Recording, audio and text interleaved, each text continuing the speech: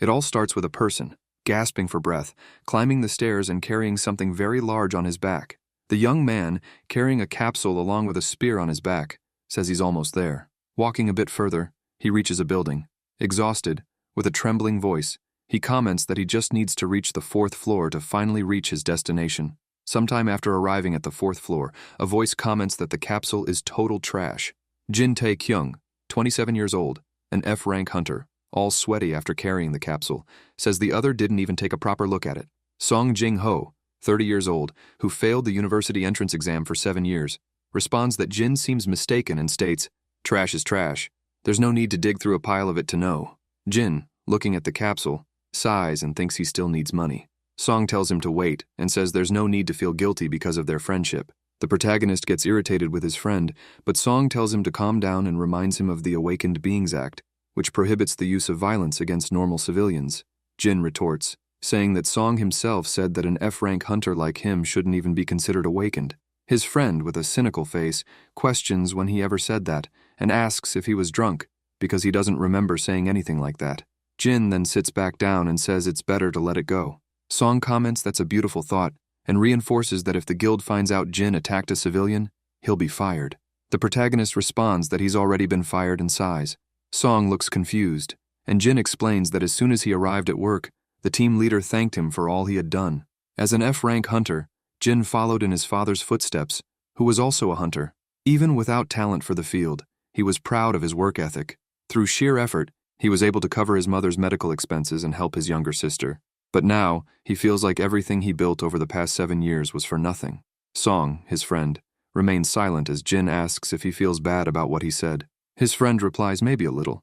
The protagonist laughs briefly and asks Song to buy him a drink, questioning if that's not what Hyungs do at times like this. Song calls him ungrateful and says that despite Jin saying that, he's never treated him as Hyung. Jin says they'll get drunk, and his friend, shrugging, responds, "Whatever, let's drink like there's no tomorrow." On January 1st, 2015, humanity wasn't graced with the warm glow of a new year. What graced them was the portal, a portal connecting this world to another. Portals, also known as dungeons, began to appear across the world. Monsters never seen before started emerging from these portals. It was a battle between awakened beings and monsters. Through many victories and defeats, humanity managed to put an end to the Great War, defeating the great demon king Asmodeus. This happened on January 1st, 2020, a day that became known as Victory Day. After this event, monsters stopped coming out of the portals, and a new era began. The hunters, those people, can enter dungeons to eliminate monsters, loot them, and eventually sell the obtained items at auction houses. Most hunters were awakened beings, people who surpassed the limits of an ordinary human and were ranked according to their powers. Among them, he was the lowest rank, an F-rank hunter, so people didn't really need low-ranking hunters like him. After the drinking session, he carries his friend on his back to his house, throws him on the bed and tries to wake him up by slapping his face, but he doesn't wake up. The protagonist questions Song, asking if he hadn't said to go easy on the drinks, only to notice vomit on his shirt. He gets angry, calls him disgusting, and throws the vomit-covered shirt in his friend's face.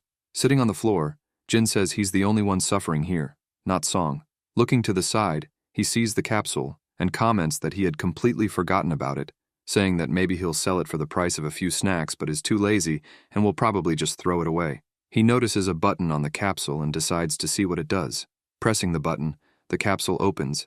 Inside, he finds a paper and wonders if it's a user manual. Flipping through the pages, he questions why someone would put a user manual in something that was about to be thrown away, especially junk like this.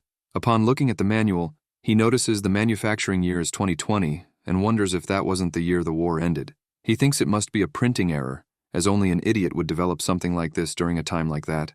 The manual contains a section titled Player Warning, which states that the player won't be able to log out, and if they die in the game, they will also die in real life. Seeing that, he remains silent and comments that it doesn't matter because he just wants to sleep. Sometime later, while sleeping on the floor, he becomes annoyed by Song's snoring.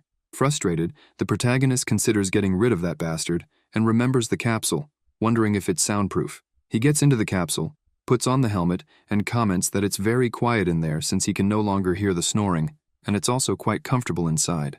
Jin sighs and wonders what he should start doing tomorrow. If someone isn't part of a guild, they have to go to the commission office early to register for any job requests. They treat hunters without a guild cruelly, and take a large portion of the money as a commission fee. At least his mother and sister can live well in a decent apartment, while he lives like a dog, as an F-rank hunter to support the family. He starts worrying about how he'll pay his mother's rent from now on, and wonders if his father were alive. Would he have any advice to help him? Even so, he believes he's done everything he could for them, and asks his father to trust him. Gradually, he begins to fall asleep, and comments that he hopes to feel a little better the next day after resting. At that moment, the capsule begins to function and starts the system saying, "Initiating player recognition, player not identified. Would you like to register?" After some time without a response, the system announces that the time has expired and will proceed automatically. A system window appears loading. Once the loading completes, the system informs him that the player profile has been created, registering him as Kim Tae-kyung, and asks if he wants to enter the world of Murim.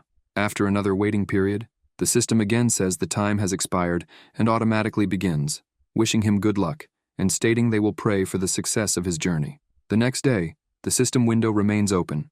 The protagonist feels cold and wonders if someone opened the window, concluding that it was probably Song, that bastard. While sleeping, he suddenly opens his eyes, sensing something different, and sees a woman next to him. He wakes up, startled, and asks who she is. Still sleeping, she starts talking to herself. He, shocked, wonders what's going on and where exactly he is. Did he end up in some bar?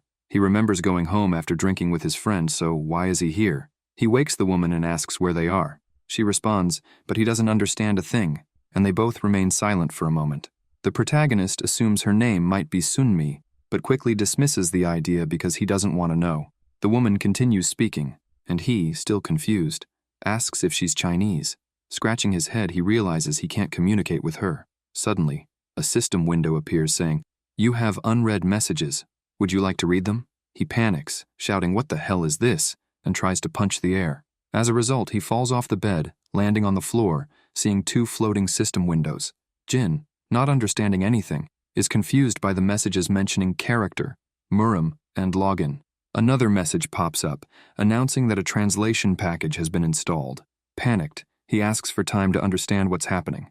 At that moment, the woman, still in bed, calls him Master Jin and asks if he's okay. Surprised, he starts looking at her and the system windows, questioning what the hell is going on here. From what he's gathered, he's inside some kind of game and is now playing it.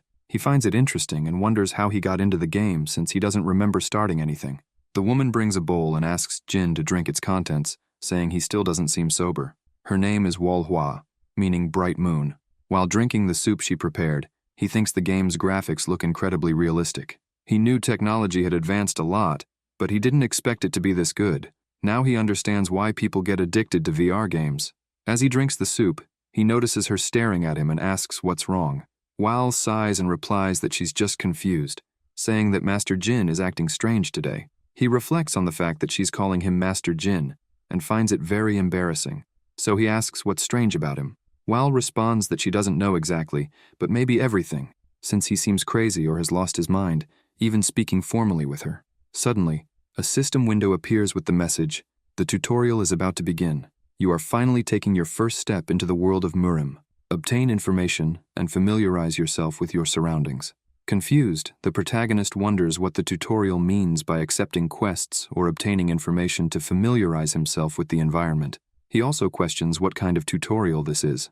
He doesn't know much about games, but he remembers that most involve hunting some rabbits or practicing using the user interface.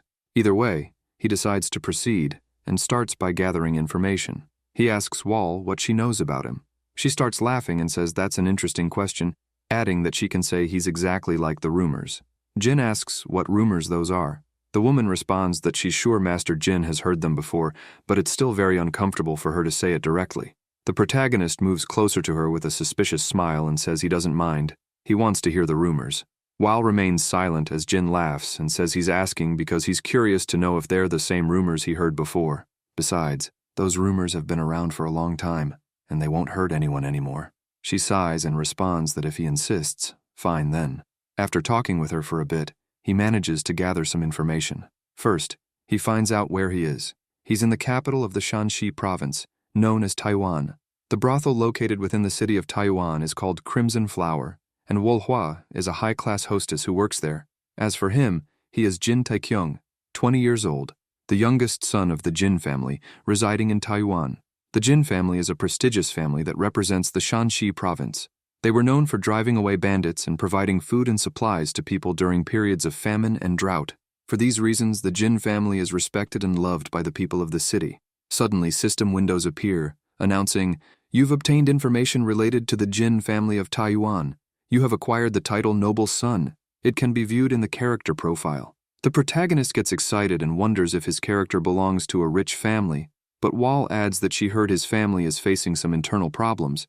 Jin asks what problems, and Wall explains that the sword sect of Mount Heng is trying to take over Shanxi province. As for internal issues, apparently the Jin family's third son is a troublemaker. The young master Jin, serious, comments that, of course, there are always bastards like that everywhere he goes. He then reflects on what he just said, asks Wall to wait a moment, and asks how many children the Jin family has. The woman responds that there are 3, and he thinks, "What the hell?" and realizes that the troublemaker is him. Suddenly, he receives a system message saying, "You have acquired the title Family Disgrace. You've completed the objective. Obtain information." He stays silent for a moment and thinks it doesn't matter being the family disgrace after all. It's just a game. Now, he needs to focus on completing quests. Since he just obtained information, all that's left is to familiarize himself with the current environment. Wal observes his behavior, sighs deeply, and apologizes to Master Jin for saying certain things. But she comments that he's acting like a crazy idiot and suggests they take a break. The protagonist doesn't understand and starts reflecting. Now that he remembered, he wonders what the hell he's doing playing this game. He should be focusing on finding a job. As he leaves, he thinks that, well, at least for a short while, he had fun. He points his finger upward and says, "Log out." Nothing happens, and the environment remains silent. The young Master Jin wonders why it's not working and begs to be able to log out. He starts questioning whether he pronounced it wrong and keeps trying in various ways. Log out. Suddenly he notices the system windows and is frightened to see that all of them say, "Unable to log out." Not understanding what's happening, he questions if he did something he shouldn't have, if it's a system error, or maybe if he's experiencing lag. Regretting it, he thinks he shouldn't have taken that capsule just because it was free. He should have thrown it away immediately after Song said it was trash. Frustrated, he believes he should have read the user manual, but then remembers that he did. He starts questioning what exactly was written. When he finally recalls, he falls to his knees on the floor and wonders if he's trapped in a game world. Suddenly, 2 system messages appear, announcing, "You've completed the objective, familiarize yourself with the environment," and "You've completed the tutorial part 1. You've earned multiple rewards." Coming to his senses, he thinks he's completely screwed. In the middle of the night, a carriage travels down a path with the young Master Jin inside it. He remains lost in thought and reflects that, for the past 3 days, he's tried everything to log out, but he always gets the same message. It's impossible to log out. Currently, he's trapped in a virtual reality game called Murim, which seems to be some sort of martial arts game. However, he can't log out, and worse, if he dies in the game, he'll also die in real life. At first, he just sat and waited for someone from the outside world to save him, but nothing happened. That's when he discovered there's a high chance that no one can help him. Still, he believes there must be a way. The user manual stated that the player wouldn't be able to log out on their own, which means that if certain conditions are met in the game, it might be possible to leave. After mentally suffering for 3 days, he found a solution. He needs to focus on completing as many quests as possible to level up. For that, he must find a place where his life isn't in danger, and where he can get help from others. Fortunately, he knows of a place like that. He takes a deep breath and thinks he needs to stay calm and focused, because that way, he'll be able to return to his outside world. Determined, he shouts that he can do it and says, "Open quest menu." A system message appears, asking if he would like to start the tutorial, part 2. He responds yes, and asks the system to open the character profile. Upon seeing the status window, he's incredulous and questions, if he's supposed to be the son of a famous family in Murim, why is he only level 10 and a third-rate warrior? Remembering his title, Family Disgrace, he says it makes sense now, and that was to be expected. Anyway, he's happy to be able to increase his strength stats. He believes he should be careful when spending his points and decides that, first, he will allocate 1 point to Qi. However, a message appears stating that Qi can only be increased by training, consuming spiritual elixirs, or using other special items. He complains to the system, saying it could have warned him earlier, and decides to skip Qi for now. He concludes that he won't need intelligence or charm right now, and decides to focus purely on survival. He distributes 30 points to strength, 30 points to vigor, and 40 points to agility, confirming the allocation. His 100 available points are reduced to 0, and his body begins to glow for a moment. After the effect passes, he feels something different and comments that it's the same sensation as when he awakened 7 years ago. He asks himself why he's awakening in a place like this. Suddenly, 2 system windows appear, informing him, "You have advanced your profession to second-rate warrior," and "You've completed the objective. Distribute your character's status points." He reflects that it's better to keep the situation under control and asks the system to open the skill menu. Upon viewing the skill windows, he notices that he doesn't have any techniques available. He remains silent, unable to believe it, and questions if this is for real. Taking a deep breath, he says he needs to calm down, or else, at this rate, he'll end up needing martial arts lessons on how to stay calm. He then asks where he can spend his skill points. The internal state encompasses the structure of veins and tendons, essential for maintaining strong internal force. The physical state, on the other hand, involves the skeletal structure and muscles, crucial for maintaining robust external strength. In his world, he was an F-rank hunter, and the fighting style he developed over the past 7 years aligns more with external strength. The use of magic and aura manipulation is closer to internal strength, abilities he could never replicate. Thinking this through, he concludes that it's important to choose something he's already familiar with to increase his chances of survival, so he decides to allocate 60 points to the physical state and 40 points to the internal state. He confirms the system's option. At that moment, his body begins to change, and he feels a slight pain. Sweat starts dripping onto the floor as he realizes that his physique has changed. He is brimming with raw strength and recalls that this place is different from the real world. With the system's help, he can become stronger than before, not to mention that he has about 7 years of battle experience. He doesn't know the limits of this power yet, but he promises to make good use of it. Thinking that he must survive at all costs, he asks the system to open his inventory. Upon viewing it, he sees that he only has a sturdy traditional outfit and decides to equip it. His clothes automatically change, and the ones he was wearing fall to the floor. He picks them up and stores them in the inventory. The young master Jin, observing how practical the inventory system is, comments that it will be quite useful when he goes on raids. Suddenly, 3 system windows appear, announcing, "You've completed the objective. Equip an item from your inventory. You've completed the tutorial quest part 2 and will receive the reward. And you now have access to the current quest." Jin, excited, comments that he received a reward and quickly opens the inventory, where he sees that he only received a second-rate sharp spear. He complains, wondering why he didn't get a better item, but he still equips it. The spear immediately appears in his hand, and another system message announces that tutorial part 3 is about to begin, instructing him to prepare. The protagonist, confused, asks what he's supposed to prepare for. Suddenly, the coachman calls out to the young master Jin and says it seems they have a small problem. Looking outside, Jin asks what's going on. The coachman, pointing ahead, shows him a group of bandits blocking the road. Jiang Sam is a bandit, a man who had never left the vicinity of the 5 Great Mountains. Around the age of 20, he became the leader of a group of ragged bandits and began forcing travelers to pay tolls. He worked tirelessly day and night until he became known as Yang Sam of the Centenary Strength, capable of striking fear into many hearts. As on any other day, he gathered his men to patrol during the early morning. For some idiotic reason, he couldn't stop walking and ended up leaving the 5 Great Mountains. His men showed him the young Master Jin's carriage, and he commented that it looked like they were loaded with money. Jiang, excited, said that luck was on his side and shouted for the carriage to hand over everything they had. The coachman informed Jin that there were 6 of them in total, and that they didn't seem to have prepared any traps. Jin, scared inside the carriage, wondered about the 6 bandits. He knew bandits like them were quite common, but it was the first time he had seen something like this in that region. The protagonist questioned the reason for this. The coachman, an experienced old man, explained that outside the 5 Great Mountains, attacking someone from a family of martial artists was almost suicidal. He said that trying to rob within the Jin family's territory was something only guys with nerves of steel would dare to do. The young master thought this was because they must be tutorial NPCs. He wondered if the coachman had any tricks up his sleeve, given how calm he seemed in a situation like this. The old man, holding a rope, asked if he should take care of them. Jin began to think that the coachman must be a martial artist and not just a simple driver, considering the extra care Wall showed towards him. The bandit leader shouted, asking if they hadn't heard what Jiang Sam of the Centenary Strength had said. The old man called them ignorant bastards and questioned how mere bandits dared to block their way. He said that for all the evil they had done, he should gouge out their eyes, cut their bodies into pieces, and kill their entire family for 9 generations. Jang Sam replied that he was clearly terrified by all that talk, and asked if the coachman was escorting the emperor or something. He demanded to see the noble face of the person inside the carriage. The coachman warned him that he would regret those words, saying that no one had ever survived after seeing his face.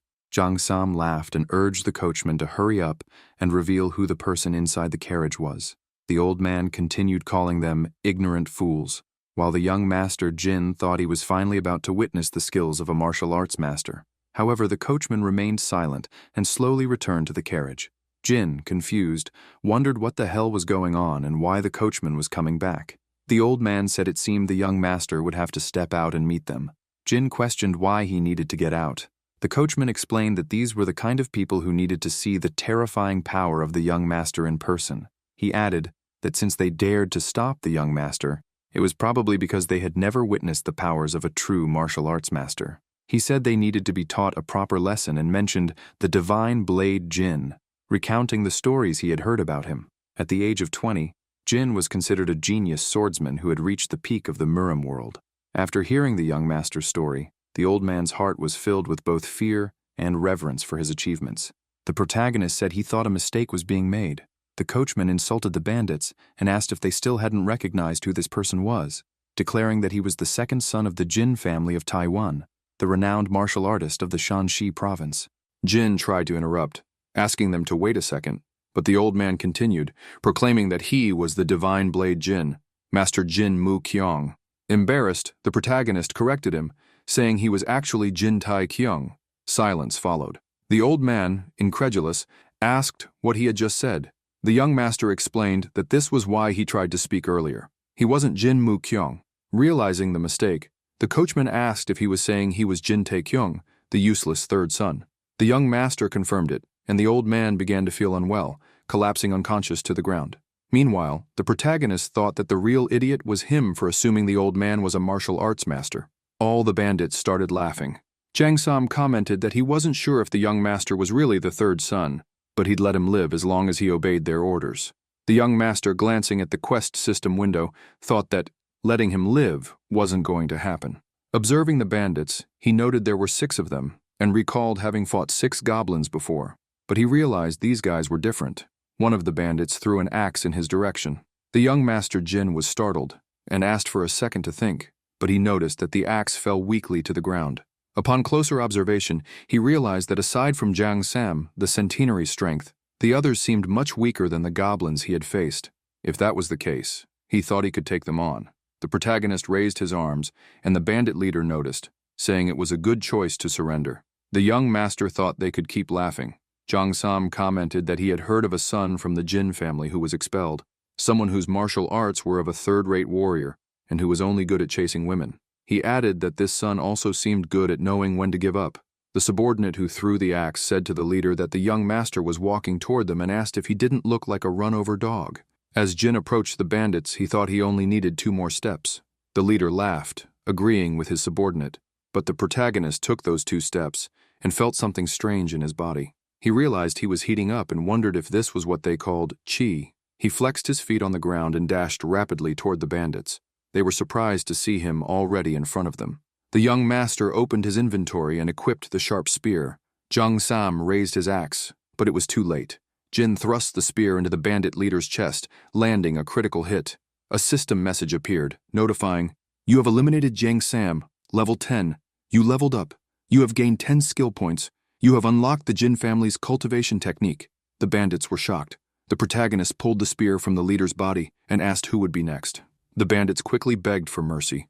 At that moment, several system windows appeared, notifying that he had completed the quest, Tutorial Part 3. His fame had increased. The current quest, Tutorial Part 4 inches, was now available, and his health recovery would be fully restored. While eating chicken, Jin commented that he had heard VR games could slow down time. He said he was confused as to why they used something so incredible like that only for game development, and not in other fields. Thinking about it, he was sure it could be useful in many other places. Song replied that he was talking nonsense again, and explained that the method put pressure on the brain. He mentioned that most VR games transmitted information to the brain in a way that the standard time difference was usually 1 hour in the real world for every 3 hours inside the game. The protagonist, surprised, asked if that was the standard and if there were variations. His friend explained that if the capsule's technology was good, the difference could become a bit greater. But the cost to create such equipment was so high that most people wouldn't be able to afford it. Jin asked if they were really that expensive, and Song replied that he wasn't sure. Back in the present, the coachman, wide-eyed and shocked, observed the situation and asked if that had really been done by Jin. The young master confirmed it. The old man, seeing all the bandits subdued, couldn't believe what he was seeing, and asked if he was sure he wasn't Master Jin Mu Kyung.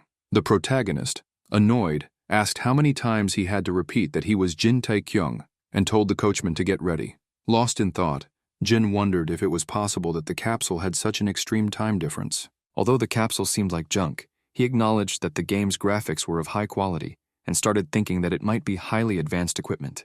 Still lost in thought, the young master grew frustrated and said he didn't understand anything anymore. Anyway, he believes he's about to wake up and decides to open the skill menu. Observing his status window, he thinks he's still stunned, unable to believe any of this is real. He decides to distribute his points later and, for now, prefers to read the descriptions of his skills. Seeing the Jin family's spear technique, footwork technique, and cultivation technique, he reflects that he's never used these abilities before. The rank is at the peak, and he realizes that the Jin cultivation technique is indeed very good. Suddenly, another system message appears, notifying that Tutorial Part 4 inches is about to begin. Seeing that failure will result in death, he wonders if the system is messing with him. He thinks that if he waits a bit longer, he's almost sure Song can save him, as he's not sure if he wants to risk his life for a few quest items. The system notifies him that it's waiting for a response. With a mischievous smile, the protagonist says he won't accept, and instead will refuse. However, another system window pops up stating that he cannot refuse a tutorial quest. Once again, the option to accept appears, and he gets irritated, shouting that he said he's refusing and questioning why there are 2 accept buttons. Suddenly, another message notifies that the quest has been automatically accepted. The young Master Jin begins cursing at the system as multiple windows appear, notifying that the tutorial is starting. He needs to prepare, as the Jin family's cultivation technique will enhance stability and chi control will commence. Since it's his first time using chi control, he will receive a helper for the quest. He thinks this is ridiculous and that the system is just ignoring him now. He vows that once he gets out of here, they'll see. Suddenly, the space around him begins to distort, creating a black hole. Frightened, he closes his eyes, but upon opening them, he finds himself in a vast white room. Confused, he asks where he is, when a voice calls out and tells him to come over. Looking back, he sees an old man sitting on the floor. Walking towards him, the young master wonders if this old man is his helper. The old man tells him to sit in the most comfortable position possible. Jin thinks that to control chi circulation, he should sit in a lotus position. However, the old man says that only weaklings worry about such details, and that for martial arts masters, none of that matters. The protagonist wonders if the old man can hear his thoughts and concludes that he must be a true martial arts master. The old man stands up and comments that Jin is quite interesting. He quickly strikes him as he passes by. The young Master Jin is confused, while the old man tells him not to be surprised, explaining that he just opened his meridians. Now, the most important thing is for him to focus. Jin thinks he can't move, while the old man, with his hands on Jin's back, explains that knowing how to regulate the flow of chi is crucial for all martial artists. He says that this not only helps accumulate chi properly, but will also allow Jin's mind, chi, and spirit to become refined and polished, enabling him to reach a higher state of mastery. The old man instructs Jin to concentrate, clear his mind like water, and trace the flow of chi within him. Then he says he will recite the verses of the Jin family's cultivation technique, and begins chanting several long verses without stopping, ordering Jin to follow them. The protagonist, sweating, wonders what exactly he's supposed to follow. Suddenly, a system window appears, saying, "The chi circulation of the Jin family's cultivation technique must begin. Follow the light within the meridians." The lights begin circulating through his vessels, and multiple system windows notify, "You've completed chi control. You've completed the quest. You've completed all tutorial quests. The skill chi sensor has been acquired. A small amount of turbid chi has been expelled from your body. The main quest has been unlocked." A little later, back inside the carriage, the young master opens his eyes and sighs, commenting that he feels incredible and that his entire body seems completely restored. He reflects that chi is very interesting and wonders what exactly it is. The coachman, observing him, informs the young master that they've arrived at the Jin family's property in Taiwan. A little earlier, while learning chi circulation, he noticed his chi and wondered if it was 10 years' worth of accumulated chi. He believes it's a small but pure essence and wonders if this could be another source of chi. He thinks that if he absorbs it, he's sure he will become even more powerful, but he concludes that he shouldn't do more than he's been instructed. It doesn't make sense to risk his life for something like that, so he decides it's better to focus on finishing the quest first, believing this was a good decision. Back in the present, the coachman informs him that they've arrived. Jin opens his eyes, surprised and excited, and asks the old man to go a bit slower. The coachman responds that he can do that. The protagonist opens the skill menu and activates the chi sensor. Upon seeing the skill description window, he remembers something and says that this is exactly what he needed, the chi meter. He says he'll test the skill now and activates it. He notices a circle forming beneath his feet, and a system window appears notifying, "You've activated the chi sensor skill. Since the skill is only at level 1 mastery, you'll only be able to identify things up to level 30 and within a range of 10 jang, 30 meters. He begins observing the surrounding area, and another system window notifies, "You've identified a person using the chi sensor." He notes that the coachman's level is 4, and that his name is Wang Ha Wei. Excited, he comments that this is very cool and extremely useful for someone like him. Thinking that he's finally gotten something good, he opens the quest menu. The young master is surprised to see the new quest window. The quest is named Logout, and the description reads, "You must prepare to leave this treacherous world of Murim, become more powerful and more respected than ever before. All of this will be preparation for the day." Unable to believe what he's seeing, he shouts that he can finally leave this place. Laughing, he says that all of this nonsense is just a game and that it made him worry for no reason. He thinks that he only needs to use his combat experience and the system mechanics correctly, and getting out of here will just be a matter of time. He decides that he no longer needs to rely on anyone from the outside for help, and as soon as he gets out, he promises to hunt down the game developer. Suddenly, a voice orders the carriage to stop. A guard introduces himself as Hyuk Mu Jin, the captain of the gatekeepers of the great Jin family estate, and asks them to identify themselves and state the purpose of their visit. The coachman responds that they came from the Crimson Flower. Hyuk questions if that's the infamous brothel, and asks what business people from the Crimson Flower have at that place. The coachman tries to explain, but the gatekeeper hears a cough coming from inside the carriage. The young master thinks Hyuk should know who he is. Hyuk remains silent as Jin convinces himself that his identity has been recognized. He tells the guard to keep up the good work and tries to close the carriage window, but he's stopped. The gatekeeper, in a serious tone, orders him to get out. The protagonist is silent, in disbelief, and asks if Hyuk is really telling him to do that. The gatekeeper sarcastically asks if he said it to the air.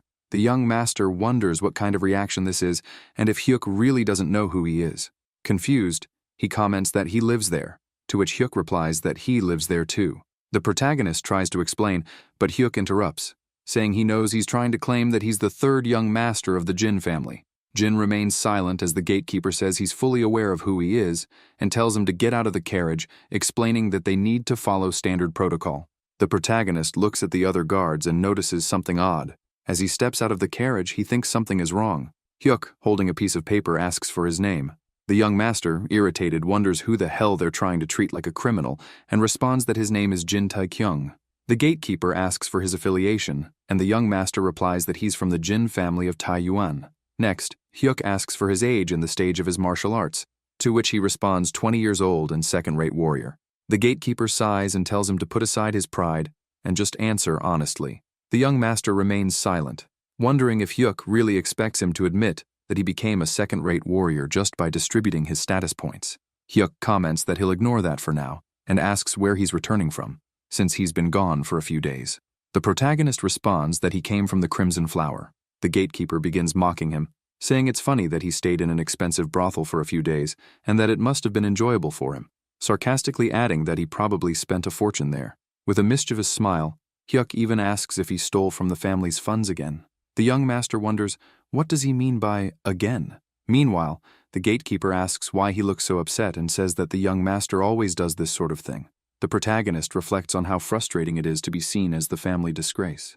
Hyuk approaches him from behind and says that even though he's just a gatekeeper, he'll give him a warning. He orders Jin to stop tarnishing the family's honor and says that, at the very least, he should try to live like a decent human being The young master Jin remains silent as the gatekeeper orders them to pass through. The protagonist thinks that he knows this is just a game, but it's driving him insane. He tells Hyuk to stop right there. The gatekeeper looks back and notices the young master charging toward him, saying that he's done for. Meanwhile, elsewhere, a man kneels, waiting for the head of the family. The head, going through paperwork, asks him to speak. The man says he has a valuable subordinate working for him, someone who deeply respects the main family and is highly competent but a bit arrogant. The head tells him to get to the point and stop dragging things out. The man explains that his subordinate got into a fight with the third young master. The head comments that it sounds like something he would do and asks what happened to the youngest son. The chubby man replies that they took the young master to the infirmary and that he's unconscious and covered in bruises. The head remains silent, as does the guard. The chubby man bows to the ground, begging for forgiveness and taking full responsibility. The head asks if he can see the boy because he wants to talk to him. The man pleads for the family head's forgiveness and mentions that he also needs medical attention. The head of the family asks if he's being treated now. The man replies that he is and adds that he's in the infirmary because he broke a bone. The head tells the chubby man not to worry about his request and dismisses him. The family head remains silent.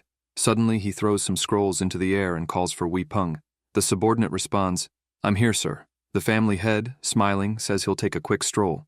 Meanwhile, Wee Peng sighs. The protagonist recalls the fight against the gatekeeper. As he charges at Hyuk, the gatekeeper dodges and lands a kick on the young master. The gatekeeper comments that Jin is better than he thought, but says that if he's a martial artist, he should learn to fight using martial arts, not just flail his fists around randomly. Irritated, the young master tells him to shut up and keeps charging, but he keeps receiving hit after hit. The protagonist thinks he believed he was strong since he managed to defeat that guy with centenary strength. He thinks, "Log out my ass. At this rate, I'll die before that." As the gatekeeper continues landing blows, Jin reflects that at least he managed to land one solid hit. The young master Jin suddenly gets up and headbutts Hyuk's chin, wondering what level this Hyuk Mujin guy is at. He checks and sees that Hyuk's level is 20, realizing he needs to shut up and focus on leveling up. Suddenly, a system window appears, notifying, "You've woken from sleep mode." The young master wakes up disoriented, and the doctor notices. He asks if the young master is awake. The protagonist asks where he is. The doctor responds that he's in the medical room and has been unconscious for an hour. Lying on the bed, Jin wonders how he ended up in the infirmary and how he was knocked out for an hour. He panics upon realizing an hour has passed and tries to get up quickly but feels pain. The doctor warns him that his body is covered in bruises, so it's going to hurt. He advises the young master not to do anything unnecessary and to rest as much as possible. Jin remains silent, takes a deep breath and, looking at his status window, says, "Shit, I didn't think I'd end up in this state." He decides to allocate all his points into vigor and thinks that if he had distributed his status points earlier, he might have won. But the way he was moving, levels and status points wouldn't have made a difference. If he wants to defeat him, the protagonist first needs to become proficient in martial arts. Outside the room, the doctor says that this is the room as a voice thanks him. Then, someone enters the room saying, "What a pitiful sight." The young master is confused and wonders who the hell this monster is as the family head asks about his condition. The doctor reports that he's covered in bruises, but that there's nothing to worry about. Jin uses his chi sensor. The family head, with a serious face, comments that this is unfortunate and says that at the very least, one of Jin's legs should have been destroyed.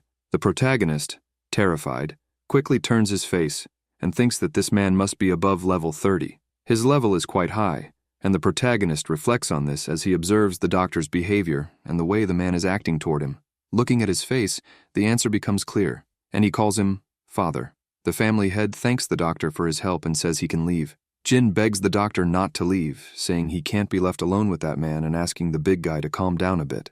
As the doctor leaves the room, the protagonist pleads for him to save him, thinking about what kind of doctor abandons a patient like that. The family head says there must be a limit to stupidity and asks how long he plans to live like this, calling him a brat. The young master Jin thinks this is the end for him. Meanwhile, the family head continues, saying that at the first chance he gets, Jin chases after women, and when he gets his hands on a bit of money, he gambles it all away. He comments that it's because of this behavior that he's despised by the family, continuing to call him a little shit. He declares loudly that if Jin keeps acting like this, he'll have to face severe punishment while secretly tending to his injuries. The young master, confused, asks what he's doing. With a faint smile, the family head says he's glad it was just an injury, and asks why Jin fought that kid when he's never trained in martial arts. Jin, panicking, asks who he is.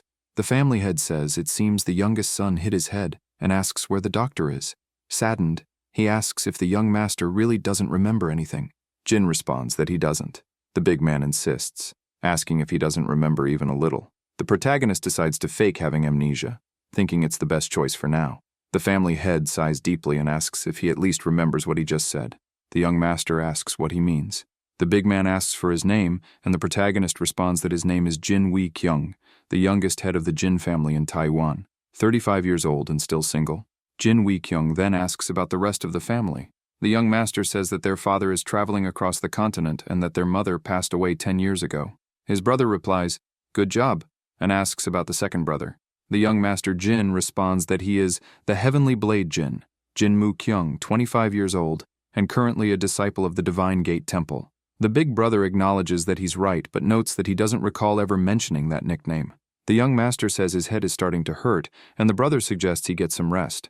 Sometime later, the doctor informs him that it's just a simple contusion, and that the swelling and bruises will disappear within 4 days. As he walks out, a servant approaches the young master, saying he will escort him to his residence.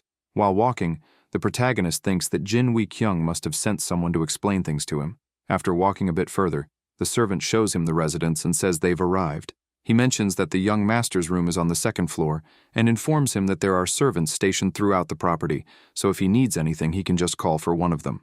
The young master begins walking through the residence, amazed, thinking that the Tae-kyung from the outside world lives in a rundown studio apartment. But the Tae-kyung in this world resides in a place that looks like a damn palace. When he reaches the door, he starts wondering what treasures a house like this might hold for him. As he enters, he notices a room filled with expensive, luxurious clothes in various colors. He comments that the lunatic is obsessed with fashion and even has an entire floor dedicated to clothing. Reaching another door, he hopes it's not another wardrobe room. Upon opening it, he sees numerous shelves filled with books. The protagonist becomes excited, saying that he finally found what he was looking for. He grabs a book from the shelf, dusts it off, and reads the title, 3-Step War Technique. Upon viewing the skill window, he notices that it's a 3rd-class technique. Suddenly, a system message appears asking, "Would you like to learn the selected martial art?" 3/10. The young master Jin says, of course, the system would help him learn martial arts, and that makes his life much easier. Thank God. As he's about to accept, he notices something strange and asks what it is. He remembers that he already has the Jin family's cultivation technique, footwork technique, and spear technique. He wonders if there's a limit to how many martial arts he can learn. If that's the case, he tosses the manual into the air and says that, with all these manuals, he shouldn't waste his skill slots on 3rd-class martial arts. He decides he will focus only on the best martial arts available. When he sees the title of a scroll labeled The Great Material of the Night King, he can't believe it and realizes it's an erotic novel. By nightfall, Jin Wee-kyung, having finished all the paperwork, sighs deeply as Peng compliments him on a job well done. As they walk back to the residence, Wee-peng mentions that it's a bit cold and drapes a coat over his master. Wee-kyung thanks him and says that without Peng, he'd probably always be bedridden.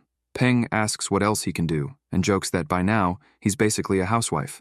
The family head tells him not to say such things because the elders are already pressuring him to get married. He remembers his intended bride and believes that, in the end, he'll have to go through with it for the sake of the family. Peng observes that the moon is very bright and comments that they probably don't even need the lantern. They notice a light coming from a residence.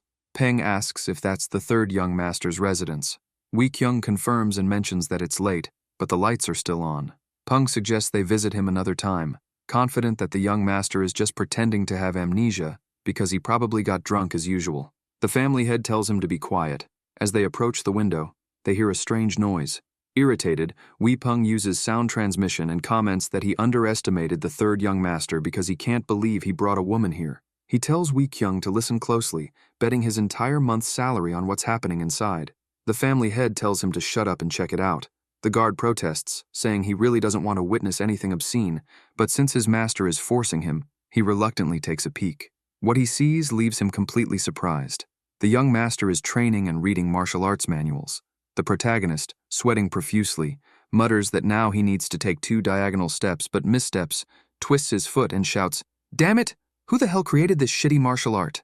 The family head watching calls out to Peng. He responds with a hesitant, "Yes, sir."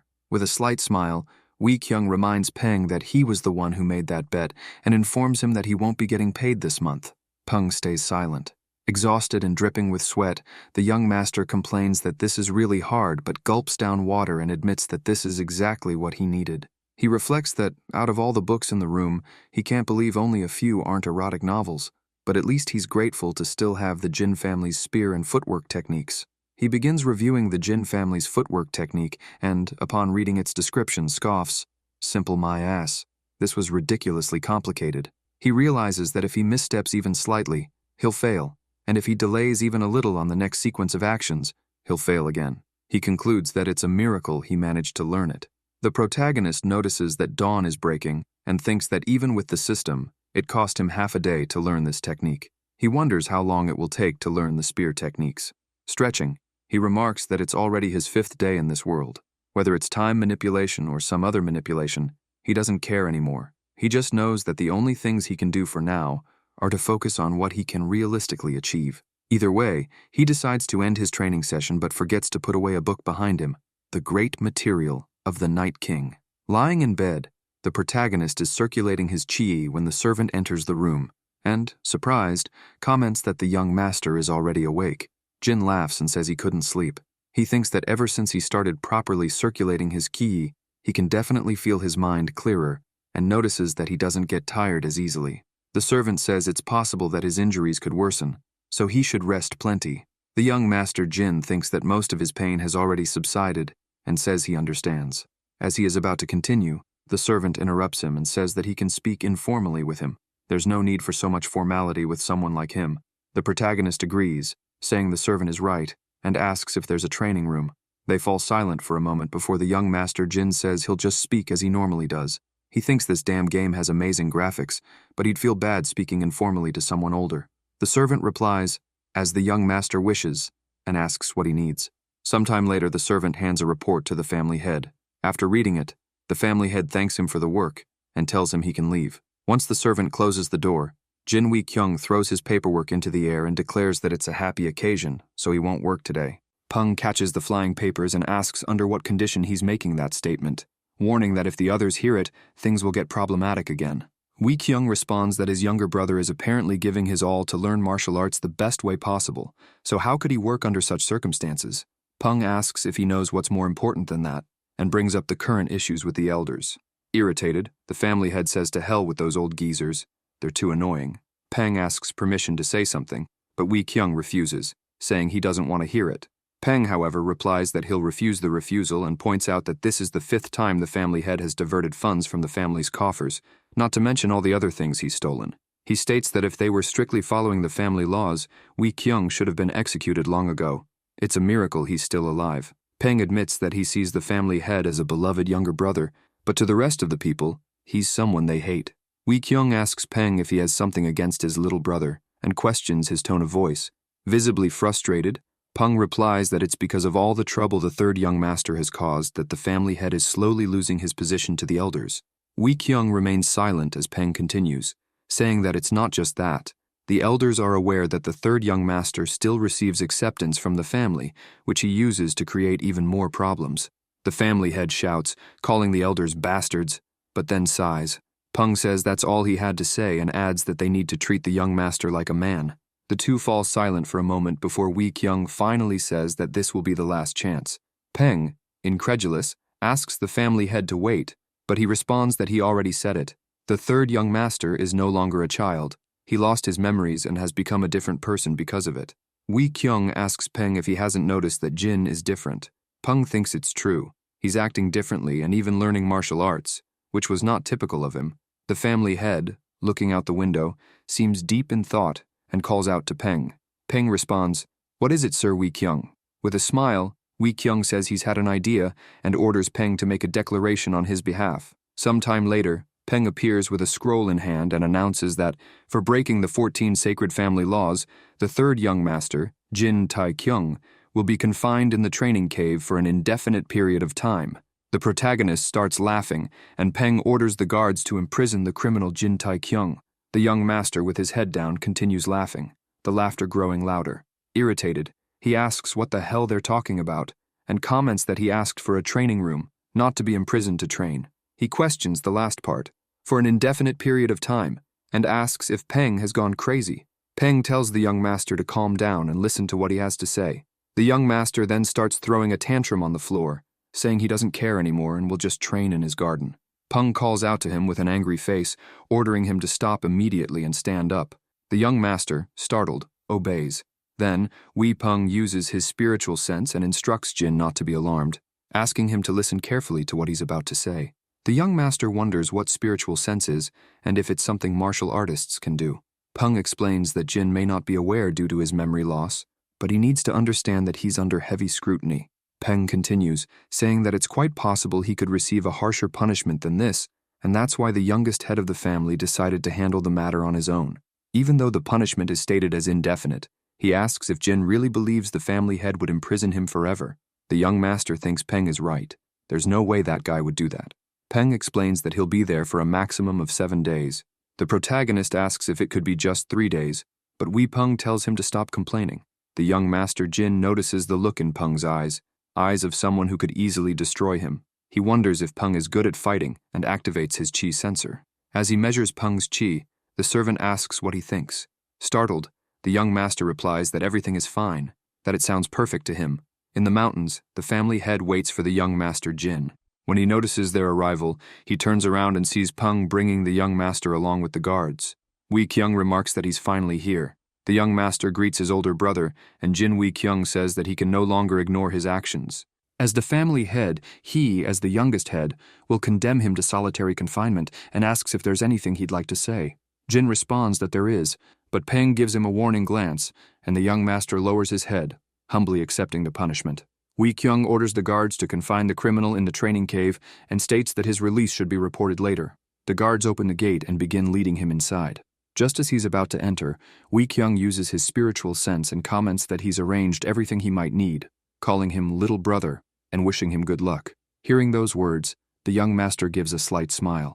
At nightfall, Wei Kyung wonders if his brother is doing well. Peng reassures him, saying he's sure he's fine, and tells him to stop worrying. The family head, still concerned, paces back and forth, saying that his body hasn't fully recovered yet. Wei Peng responds that he's acting as if the young master is about to drop dead any moment, and points out that the type of injuries he has are something anyone can recover from. Wei Kyung disagrees, explaining that he's known how fragile and weak his brother has been since he was a child. Peng asks what he means by weak, and comments that the number of precious medicinal pills and herbs his brother has consumed could fill this entire room. He also brings up last year's incident with the 100-year-old ginseng, reminding Wei Kyung that the head physician was so furious that he wanted to cut the third young master's stomach open. Wei Kyung says he doesn't want to talk about that incident again. Peng chuckles, but Wei Kyung sighs, mentioning that between his younger brother's problems and the family's internal and external issues, his stress is skyrocketing. However, he admits that the secret meeting of those people is what concerns him the most. Peng mentions the sword sect of Mount Hang. Wei Kyung asks Peng what their intentions might be, and Peng replies that he has already sent some men to investigate. The family head then brings up the province of Shanxi and says they need to ensure they're prepared for whatever the sword sect of Mount Heng might do. Inside the training cave, there's a comfortable bed, various weapons for training, and a spring for bathing. However, the young master is fully focused on his training. Using the system to assist him, he practices the skill Heavenly Break when, suddenly, several system messages appear saying, required amount for completion, 100/100ths. You have learned the Jin family's spear technique.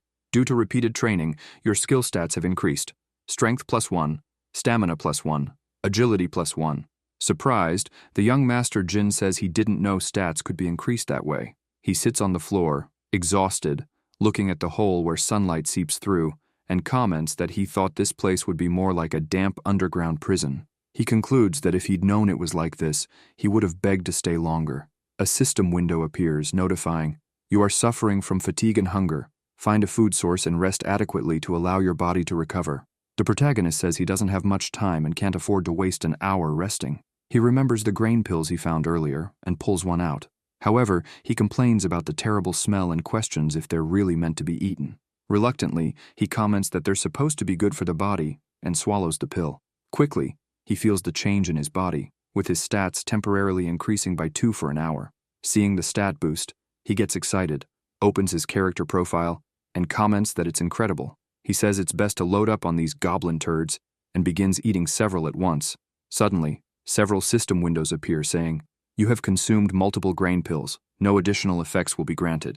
You feel extremely full and rested, but due to the status effect excessive consumption, you will be unable to move for the next hour. Immediately after, he begins vomiting.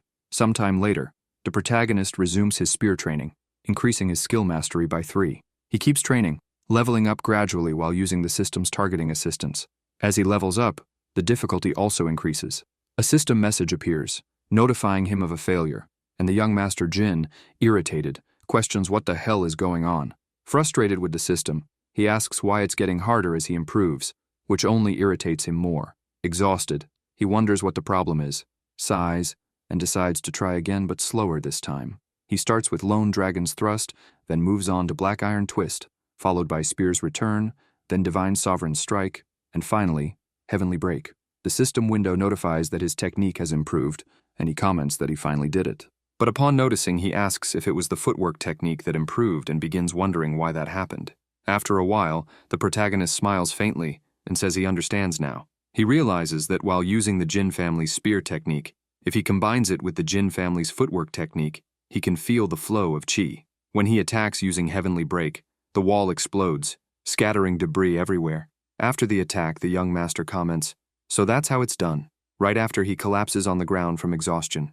As the dust settles, a huge hole in the wall is revealed, caused by the young master's attack. Suddenly, several system messages appear notifying, "You have depleted all your ki. You are suffering from extreme fatigue and exhaustion. You have unlocked an achievement. 1 body, 1 mind. You have discovered how to properly utilize your martial arts. Your skill mastery has significantly increased." In the real world, the protagonist's friend wakes up and comments that he must have fallen asleep on Tae-kyung's bed again. He complains that if Tae-kyung got up, he could have at least woken him up too, and wonders where the hell he went. Noticing something inside the capsule, he approaches to check. He presses the button, and the capsule begins to open.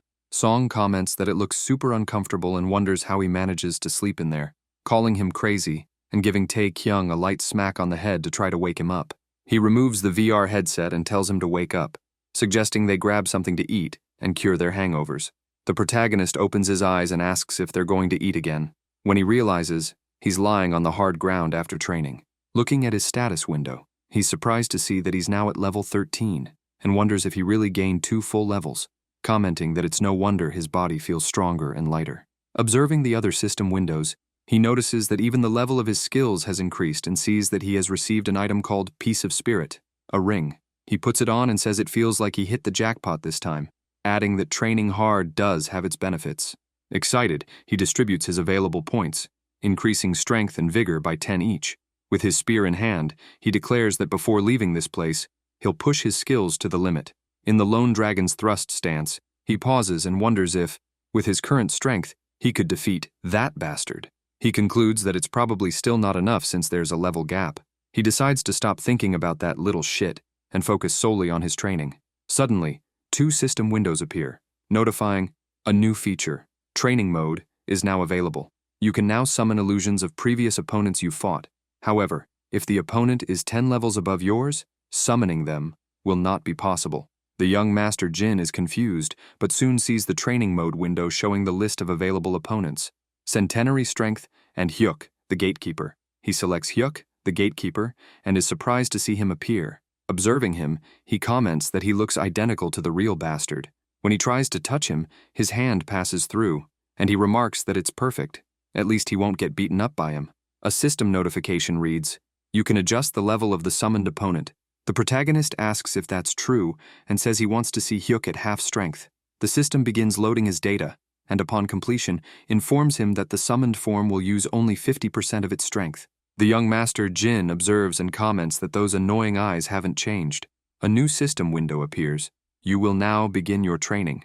Without hesitation, the young master accepts and charges at Hyuk with his spear. The illusion dodges the attack easily and counters, but the young master quickly strikes back with his spear, forcing the illusion to retreat.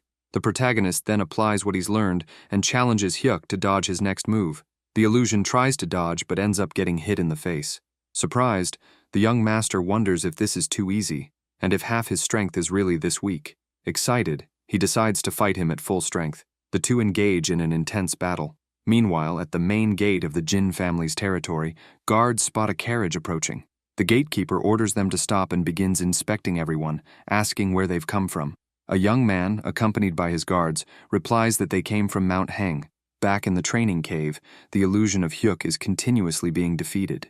The young master Jin scratches his head and says something feels off, questioning why he keeps winning. He wonders if it's just the appearance that's the same, since this simulation is supposed to show the power difference between him and a stronger person. What's the point of this crap if he's winning easily? He comments that just because he learned a few martial arts over the past few days doesn't mean he should be this strong. He considers the possibility that it could be the difference in weapons and thinks he needs to know what Hyuk typically uses to give him a proper weapon. He gets an idea and says, "What if I give him my spear technique and footwork technique?" A system window notifies, "Hyuk, level 20, has received the Jin family's spear and footwork techniques." The young master Jin comments that with this, he should be able to identify where he's stuck in his techniques. He says things should be fair now. The illusion of Hyuk picks up the spear, and the protagonist, watching, thinks that his face still pisses him off. Quickly, he declares that he wants to see who will win this time. He charges forward with his spear, but Hyuk ducks and tries to counter by striking the young master's leg. However, the protagonist anticipates the move, spins mid-air to dodge, and lands a strike on Hyuk's back. Exhausted from the fight, he sees several system windows appear. The Jin family's spear technique has evolved to 4th mastery. The Jin family's footwork technique has evolved to 4th mastery. Your movements have improved, and your destructive power has significantly increased. You have leveled up. The protagonist announces that he's now level 14 and opens his character profile. Looking at his status window, he comments that he's accomplished all this in 5 days, and if he gains one more level, he could probably start hunting those stronger guys and reach level 30 easily. He estimates that it won't take more than a week, and after that, he plans to return to his mother and sister. He tells them to wait just a little longer. Suddenly, he notices the door opening and wonders why. Ping calls him a brat and says it's been 5 days. The protagonist asks if he's there to let him leave and comments that things went pretty well. Wei Peng confirms that he's allowed to leave, but informs him that there's a place he needs to go immediately. The young master Jin asks where, and Peng replies that he must go to the Great Hall of the Elders, where the head of the lesser family is waiting, along with the esteemed members of the main family and the disciples of the sword sect of Mount Heng. The protagonist thinks he's heard that name somewhere before, and wonders if they're planning to hand him over to people like that. He also has a bad feeling about it. The young master Jin asks for a moment, saying he wants to change clothes, but Peng tells him it's not necessary. He then says he'll take a quick bath, but Peng calls him, with a serious tone, and says he has an important question that needs an honest answer. He asks if Jin understands. Wei Peng sighs and then asks if he tried to violate the young lady of the sword sect of Mount Heng. The protagonist is shocked and wonders what kind of mess Jin Taekyung got himself into. As Peng and the young master walk toward the location, the protagonist insists that he didn't do anything and asks them to trust him. Wei Peng asks if that means he regained his memories, but Jin responds, that's not it either. He just insists he didn't do it. He asks if he really looks like the kind of person who would do something so despicable and questions if Peng truly believes he's that much of a scumbag. Peng quickly replies without hesitation that yes, he does. The young master wonders what the hell that was. He answered without any hesitation. He considers running away, but Peng calls him back and comments that the head of the lesser family fully trusts him, so he asks him not to forget that. The protagonist remains silent as Wei Peng opens the Hall of Elders and announces that he has brought the 3rd young master. Inside the hall, the protagonist notices the tense atmosphere and that everyone is staring at him. He thinks that even though he's walking into the lion's den, if he focuses, he can still find a way to survive. He decides he just needs to stay focused. As he walks forward, thinking about how to maintain his composure, a system window appears, notifying, "You have detected bloodlust." Startled, he sees the image of a snake behind him and wonders what the hell that is. A young man appears behind him saying, "It's been a while, 3rd young master." The protagonist, frightened, asks who he is. The young man laughs and says that the shame of the Jin family really knows no bounds, questioning how he dares not recognize him. Using his chi sensor, the protagonist sees that his level is 30 and that his name is Lee Seo-jun, thinking, what the hell is this? Lee Seo-jun tells the young master Jin that he heard he recently returned and asks where he's been. The protagonist, with a trembling voice, responds that he was at the Crimson Flower. Seo-jun then asks where he was before going to the Crimson Flower. Not knowing how to respond, the young master thinks about being in his apartment. Lee Seo-jun gives a malicious smile and comments that since he doesn't seem to remember, he'll do him the favor of reminding him. He claims that the night before his visit to the Crimson Flower, the young Master Jin was at another brothel, called Radiant Moon, one of the most expensive places. Seo-jun further mentions that he hopes he's not planning on making excuses since he has witnesses, reports, and evidence of what he did at the Radiant Moon. The protagonist, frightened, thinks that he was considering kneeling, apologizing, and getting out of this mess, but he never imagined that Seo-jun had gathered evidence. The papers list several names detailing what he supposedly did. Seeing this, he thinks he's completely screwed, and comments that based on this evidence, he'll be accused of sexual assault. After analyzing the notes, he's confused and questions if that's all Seo-jun has. Lee Seo-jun snatches the papers back and asks how he still doesn't understand even after seeing everything with his own eyes. The young Master Jin responds that it's precisely because he read the papers that he's confused, since none of the testimonies can be considered valid.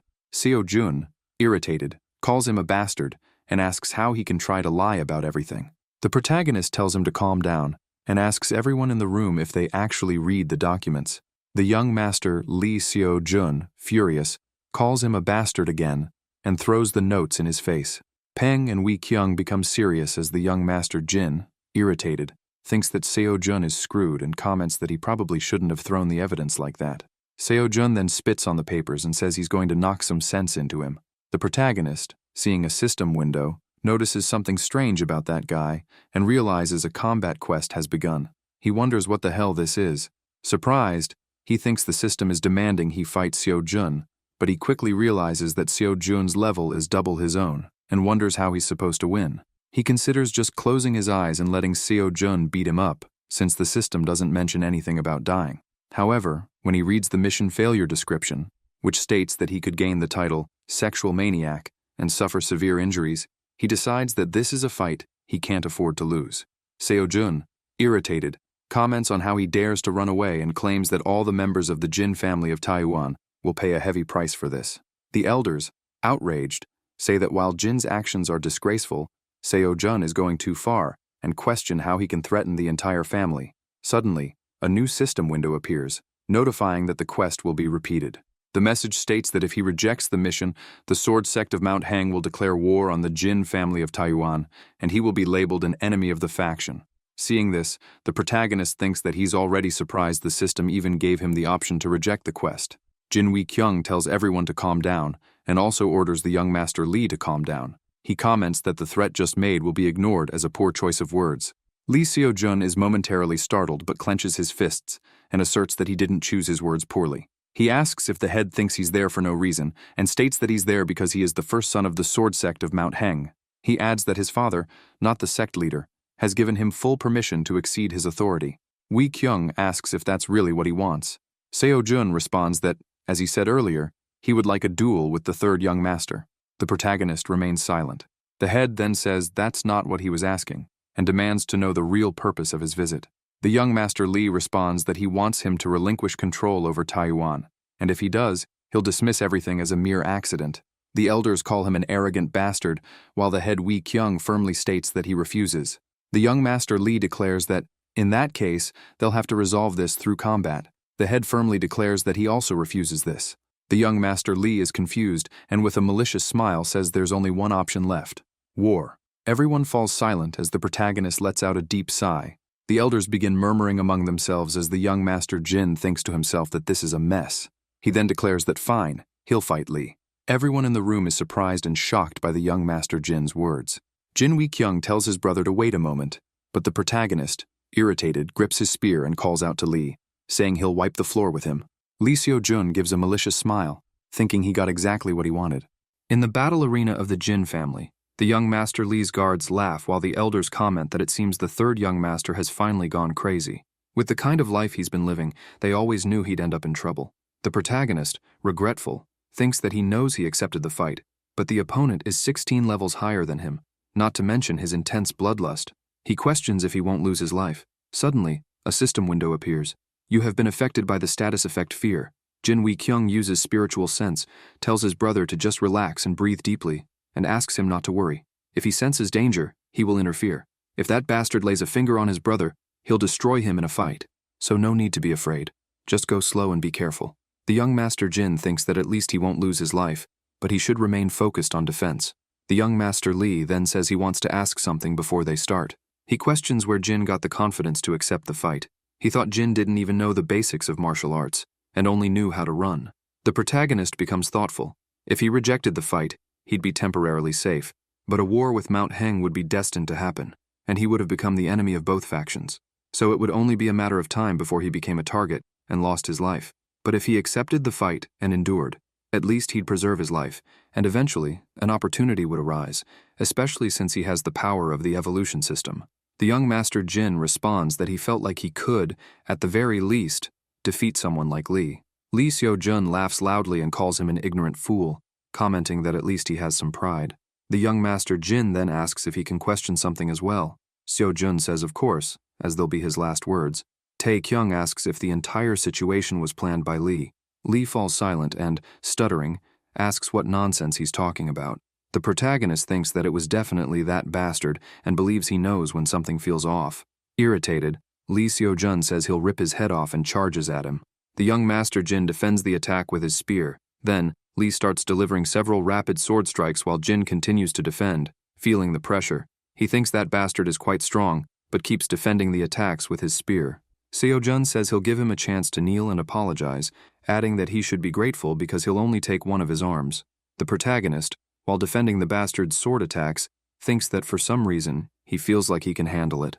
Master Lee continues attacking, but Jin defends all the strikes with ease. Seo-jun questions how he's managing to block his attacks.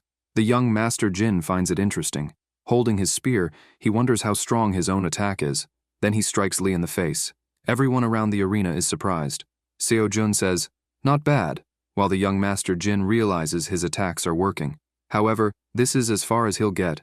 The protagonist calls the young Master Lee and comments that now he's screwed.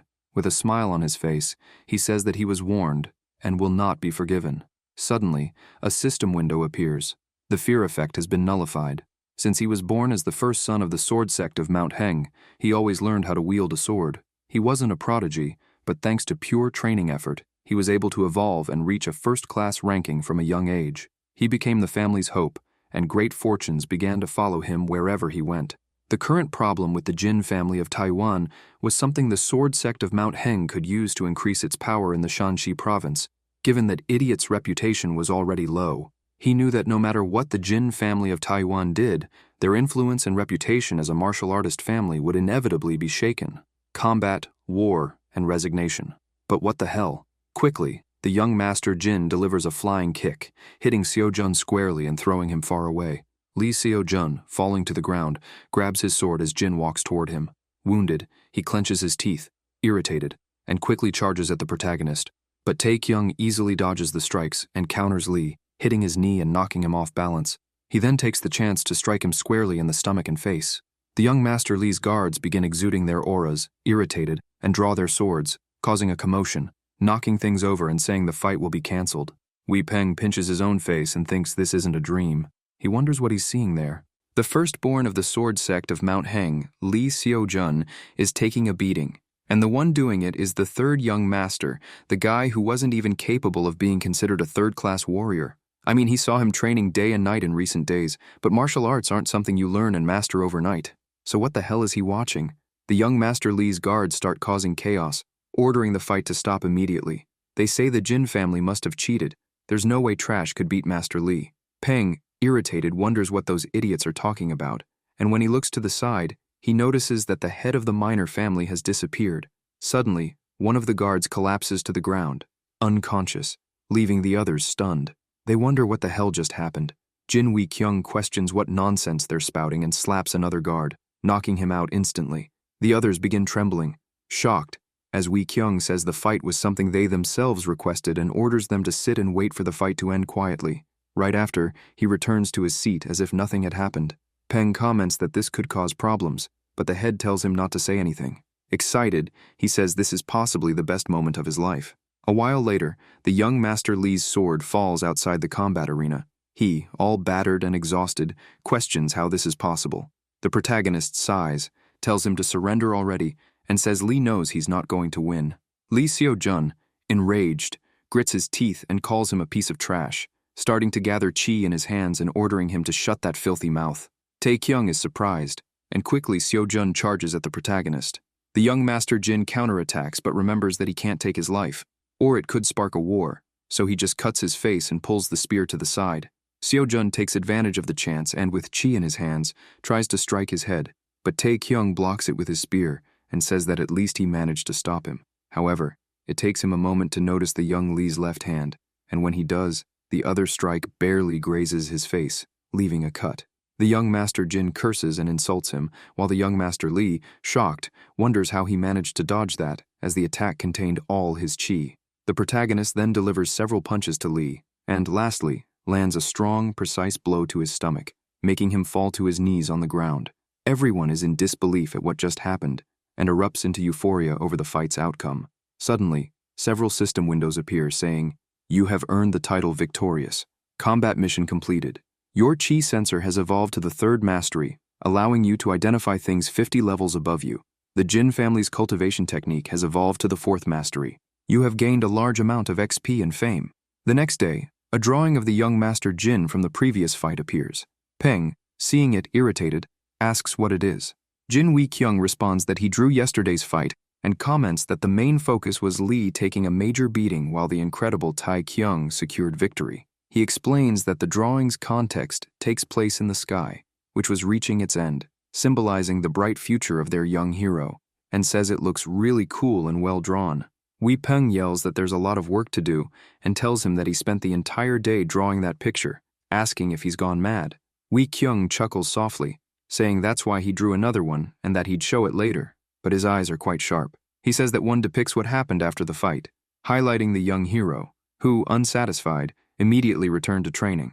The background represents the people who witnessed that grand spectacle. Peng sighs and admits he's a bit surprised. The 3rd young master has completely changed. The head, excited, says he's also surprised because who would have thought a day like that would finally come?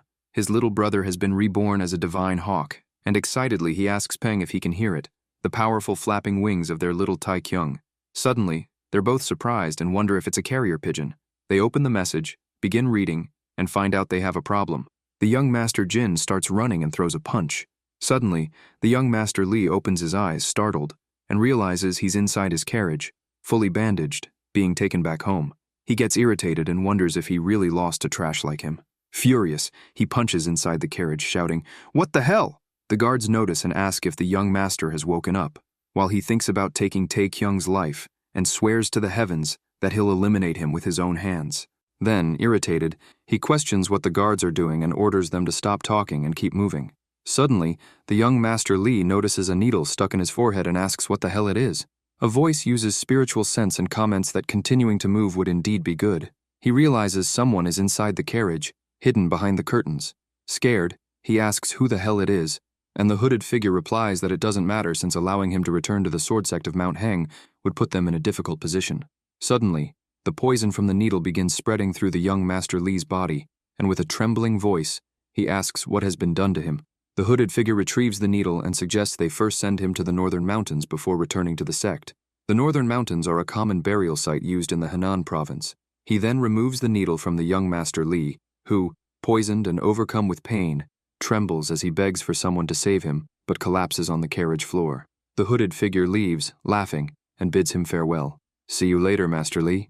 Inside the training cave, the protagonist circulates his chi while recalling the fight against the young Master Lee, and comments that he won because Lee put all his status points into a few attributes instead of distributing them evenly. His strength, stamina, and agility seemed slightly better than his own, not to mention that he already had battle experience.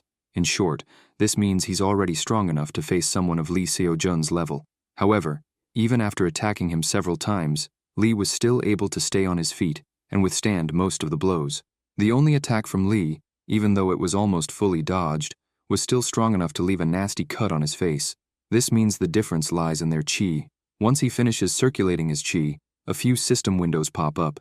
He opens his profile and upon seeing the information, complains that his chi should have increased, but it's still the same. Looking at his status window, he gets irritated and comments that he beat Lee, who was a first-class warrior, so why is he still at the same level? The only thing he had better than Lee was strength and chi. He pauses for a moment and concludes that, based on Lee Seo-jun's age, his chi must be around 20, meaning he'll need to triple his own chi before he can log out. Frustrated, he grumbles, thinking about all the time he spent circulating his ki with no results. Lying on the ground, he sighs and wonders if he needs to consume a spiritual pill or something like that. He bets that if he begged his older brother, he could get one of those pills and doubts he'd be refused, but he knows that's not going to work. Then, he remembers the other chi source within him and realizes he has no choice but to consume it. All this time, he's been careful since any mistake could endanger his life, but now that nothing serious has happened to him for a week, everything changes. He thinks he temporarily solved the chi problem, but wonders what the hell he should do to increase his fame. Suddenly, several system windows appear. Rumors about the sleeping dragon of the Jin family of Taiwan have begun to spread. Due to the rumors, your fame has increased by 10. The more people believe in this rumor, the more fame you will gain. In disbelief, he wonders, "Sleeping dragon, who is that? It can't be me, right?"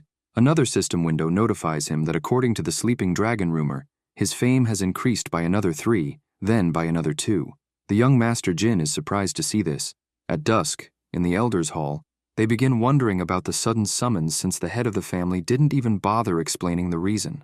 One elder comments that it's because the head of the family is too young and doesn't know the difference between formal procedures and proper manners, while another says he believes the head has finally decided to take his position seriously. He mentions this is due to the fact that the family's greatest weakness has finally disappeared, and it's surprising to think that the third young master was so strong. Another elder bets that some are slightly disappointed, probably because they plan to use the incident for their own gain. Another mentions that having an elder as the family leader wouldn't be a bad idea, but is quickly warned by a colleague to watch his words.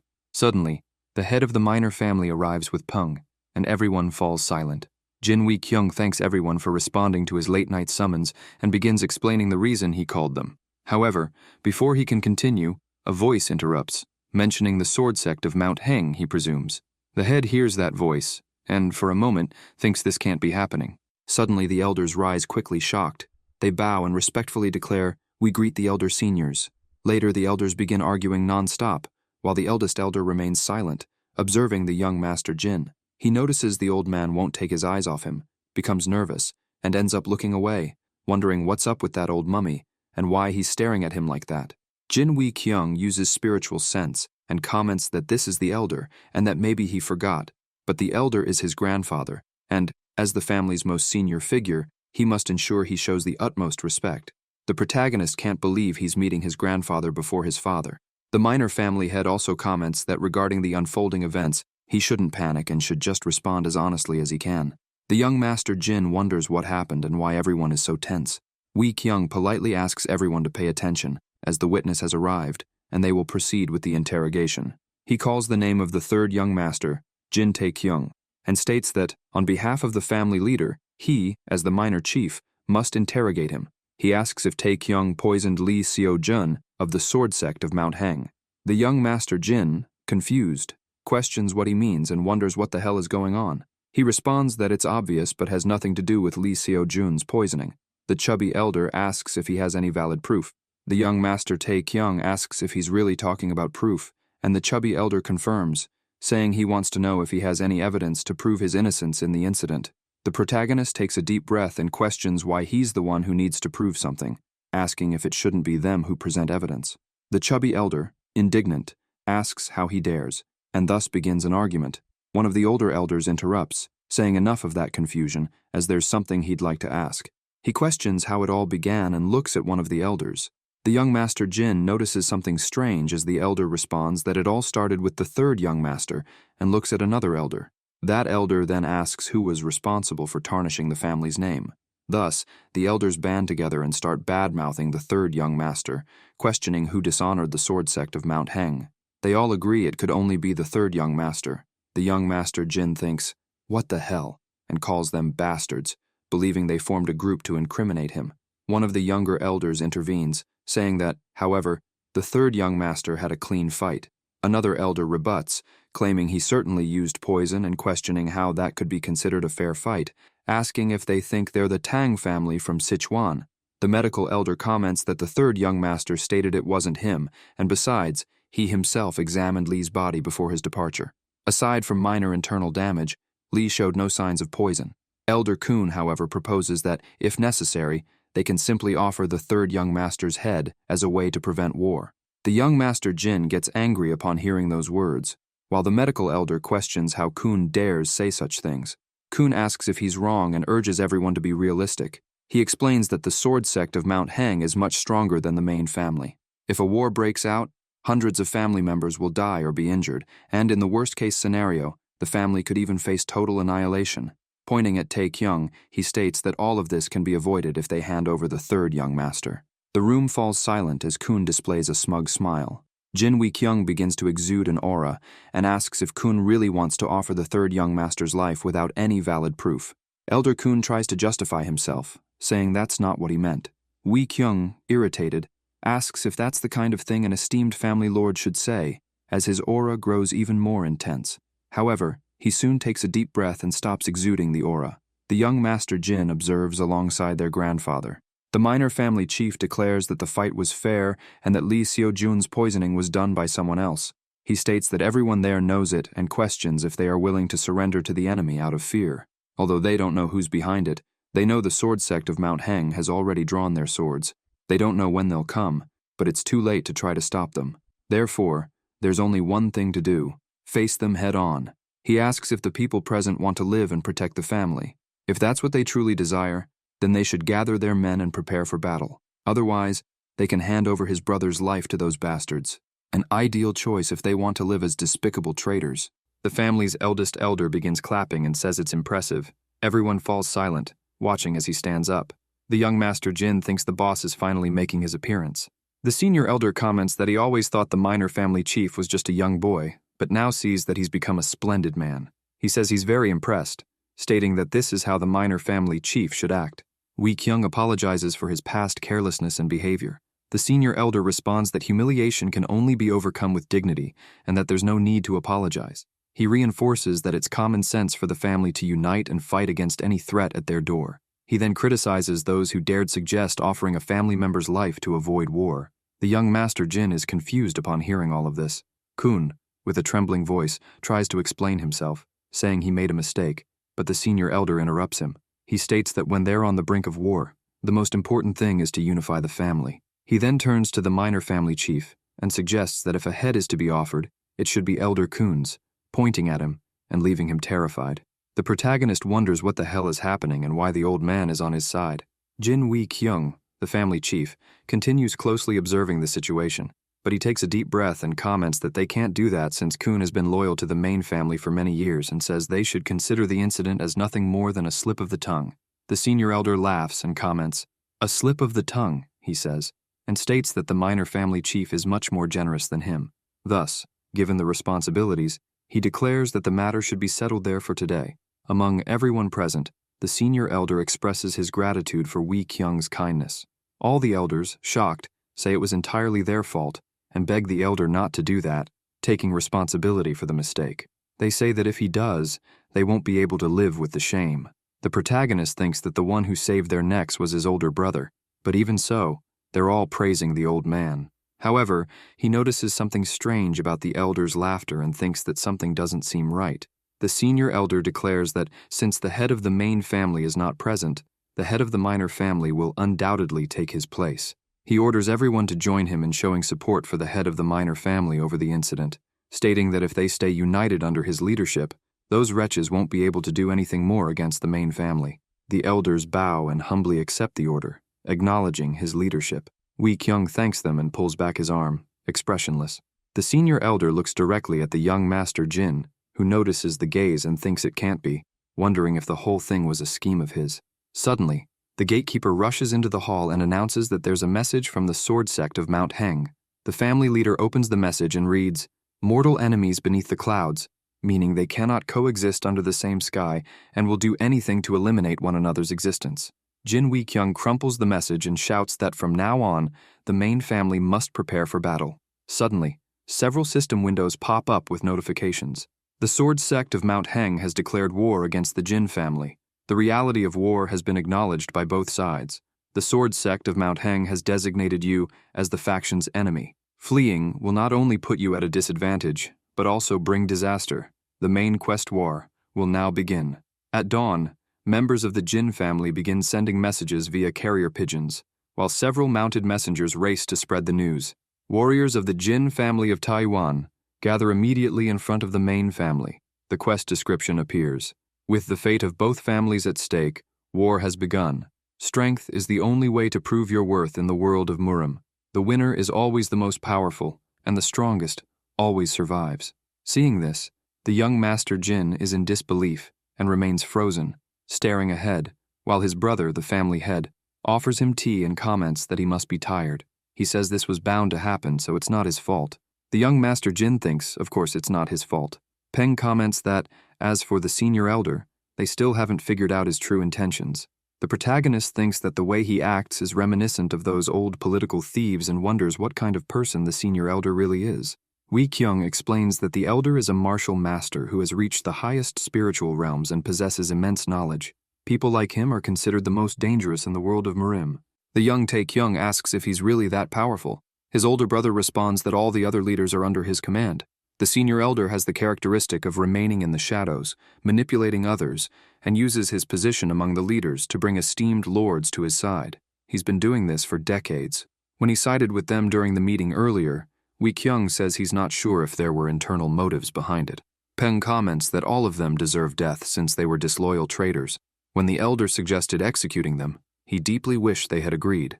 Jin Wee Kyung responds that if they had, it would have created eternal chaos, but it's possible that's exactly what the elder wanted from the beginning. Either way, it's all still speculation since they don't know for sure what the elder is planning.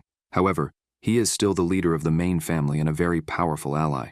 It's necessary to be cautious with him, but never to make him an enemy. What matters now is finding a way to solve the current problem. Wee Peng comments that the current situation doesn't look good from any perspective. The news about Lee Seo-jun's poisoning has already spread throughout Shanxi province, and the main family's reputation is rapidly declining. The head of the minor family is surprised, saying that not even an entire day has passed. He observes that even for news that spreads quickly, this is happening at an unusually fast pace, and he believes someone must be spreading the information on purpose. He then asks if their requests for assistance from other factions have received any responses. Peng reports that, so far, they've only received one response. Jin Wee Kyung asks from whom, and Peng replies that it was from the sect of the lower district. At the gate of the Jin family, the gatekeeper orders a carriage to stop and demands that they present their identity and the purpose of their visit. The coachman responds that it's a pleasure to meet him, while the guard observes that the carriage looks very familiar. From inside, a female voice states that they've come from the Crimson Flower. A woman steps out of the carriage and says her name is a secret. The gatekeeper asks the young lady to listen as he explains that they are on the brink of war, and it's not a good time for interruptions. He begins to stare at her, blushes, and asks if he can at least know the reason for the visit. She remains silent for a moment, and then responds that perhaps she's here to collect payment. At the sword sect of Mount Heng, Lee Seo-jun's father, seeing the condition of his son's body, asks in a trembling voice why this had to happen. He says the boy must have been so distraught that he couldn't even close his eyes. Enraged, he promises that he will remember this pain. Clenching his fists in fury, he vows to repay the incident 100 times over, or better, 1,000 times worse. Leaving the room where his son's body was, all the members of the sword sect of Mount Heng are already prepared for war. The sect leader, crying in anger, yells for everyone to get ready, as today will be the day they avenge Lee Seo-jun's death. Back at the Jin family estate, Wol-hwa, smiling, asks how the young Master Jin is and if he missed her. Everyone at the table is stunned, while the protagonist calls her by name.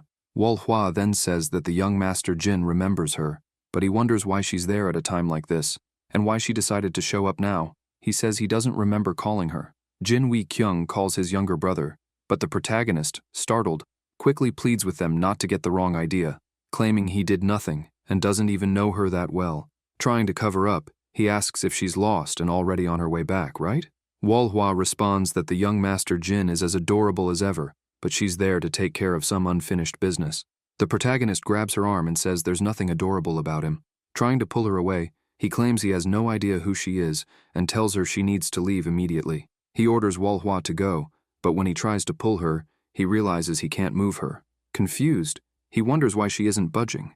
Wee Kyung, incredulous, tells his brother to stop that and show respect, explaining that Wol-hwa is the branch leader of the Shanxi province of the sect of the lower district.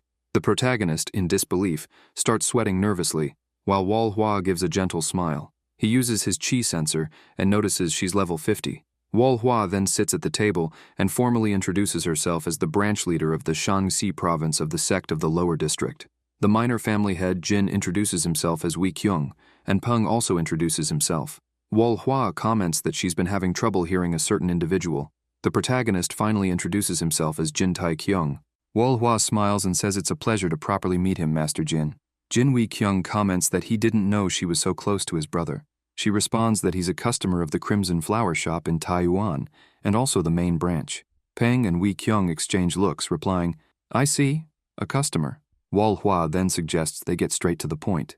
The minor family head asks for permission and says that before they begin, he'd like to express his sincere gratitude for the sect of the lower district's assistance. However, he questions what the reason is behind their willingness to help the main family. Walhua replies that if she had to list specific reasons, the first would be to benefit their main branch.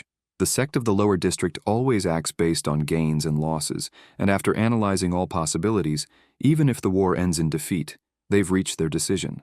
They believe they can still obtain massive profits by working with the Jin family of Taiwan. Jin Wei Kyung comments that she mentioned profits and asks what exactly she wants. She responds that she wants half of the sword sect of Mount Heng's shops and findings. Wei Kyung quickly responds that he's fine with that. Both Peng and Walhua are surprised by his response.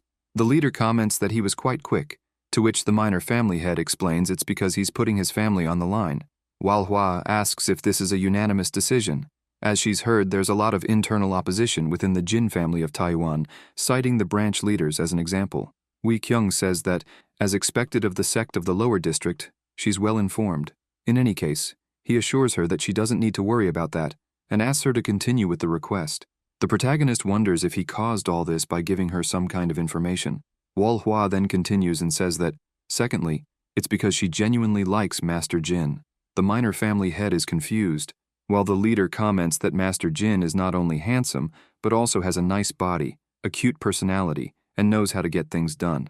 The protagonist wonders if this woman is being sarcastic or not. Over the next hour, the negotiations between them are finalized. The sect of the lower district will receive half of the sword sect of Mount Heng's shops and findings, as well as exclusive control over the red light district. In return, the sect of the lower district will not sell any information about the Jin family of Taiwan to other factions, and will gather any war-related information for the Jin family of Taiwan. These were the terms of the contract between them. Walhua comments that with this, they are officially in the same boat, and that they'll be under the care of the minor family head. Wei Kyung responds that he will also be under her care. Suddenly, a system window appears, notifying, the Jin family of Taiwan and the sect of the lower district have formed an alliance. The alliance will last until the end of the war.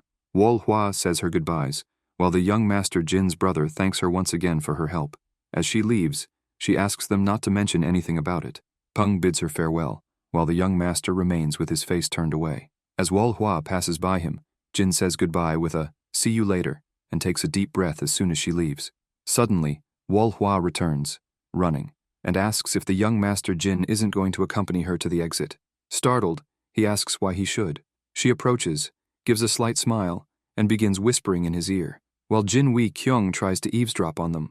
When Walhua finishes speaking, both the protagonist and his brother turn red. Wei Kyung asks Tae-kyung if what she said is really true, and completely embarrassed, he replies that he'll escort her out. At dusk, young Master Jin bites his lips, irritated, thinking that this is just a game. All of it is just graphics and illusions. Seeing several lifeless children, he holds himself back from vomiting at the scene. Jin Wei Kyung, covering the children with a cloth, says that all of this is his fault. Trembling with rage, he states that involving even children who know nothing about martial arts is unforgivable. The senior elder comments that this is the reality of war. Winners and losers, both sides suffer the same losses. The head of the family from the Heng Mountain sword sect, Bloodblade Li Chen Bek, is used to the ways of war, having lived as a wanderer. He remarks that he can see everything just by how those children were treated. The protagonist thinks that, given the situation, the old man shouldn't be speaking like that. Wei Kyung asks the senior elder to be careful with his words, as those children are part of the family.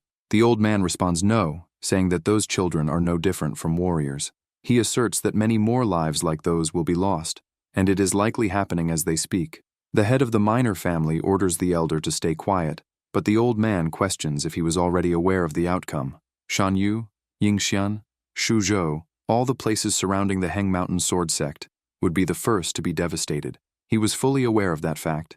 He knew a messenger pigeon would do nothing, but he still sent one, burdened by his conscience. But he is not there to scold him. He is there because he made the right choice. The head of the minor family begins to stammer, while the elder states that the war has only begun and everything has a price. They must never forget that he is the leader of the Jin minor family from Taiyuan and is responsible for feeding and protecting his people. Jin Wei Kyung clenches his teeth in anger, thinking that, as shameful as it is, the old man is right. In moments like this, he must stay focused. Seeing this, young Master Jin is surprised and wonders why, when things are peaceful, the old man is an enemy, but in desperate times, he is someone they can trust. It's a relief. The senior elder notices the presence of the third young master and comments that he is there too.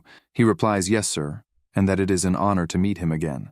The old man smiles and says there is an interesting rumor circulating recently. He believes it is about the sleeping dragon of Shanxi.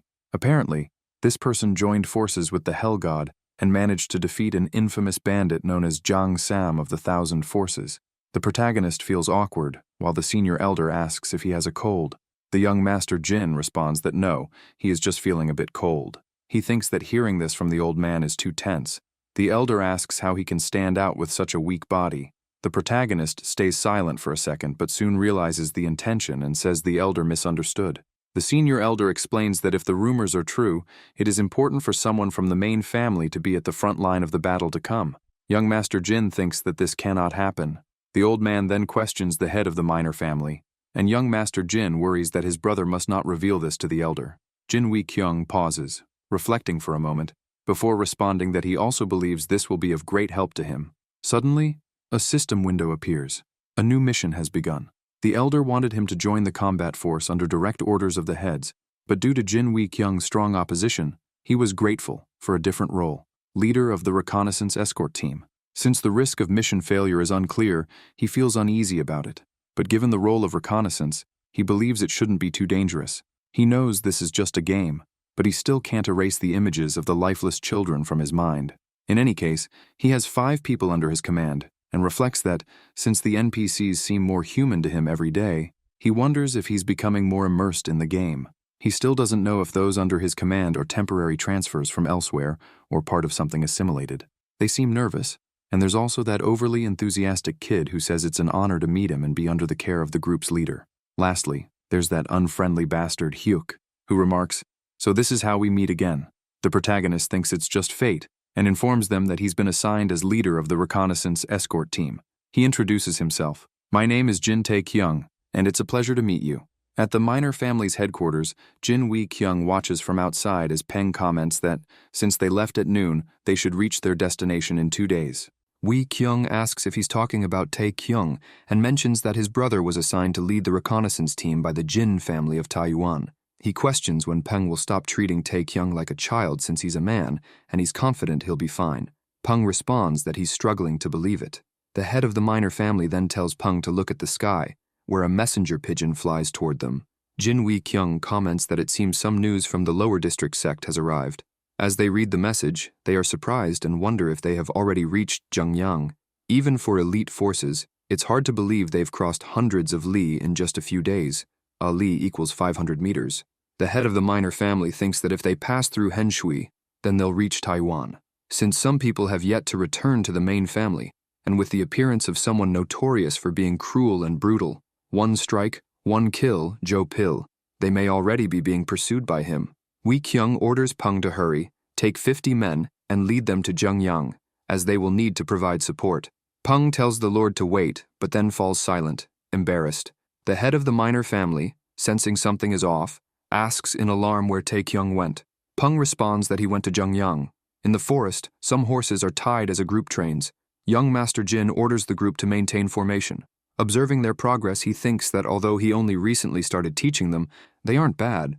They're almost like F-rank hunters who don't know how to use mana, but these NPCs are better since they can utilize some form of ki. Suddenly, one of them throws his shield to the ground, shouting that he can't go on. Hyuk, irritated, asks the third young master if he thinks war is a joke, and says that time is of the essence, so they shouldn't be wasting theirs. But that's exactly what they're doing.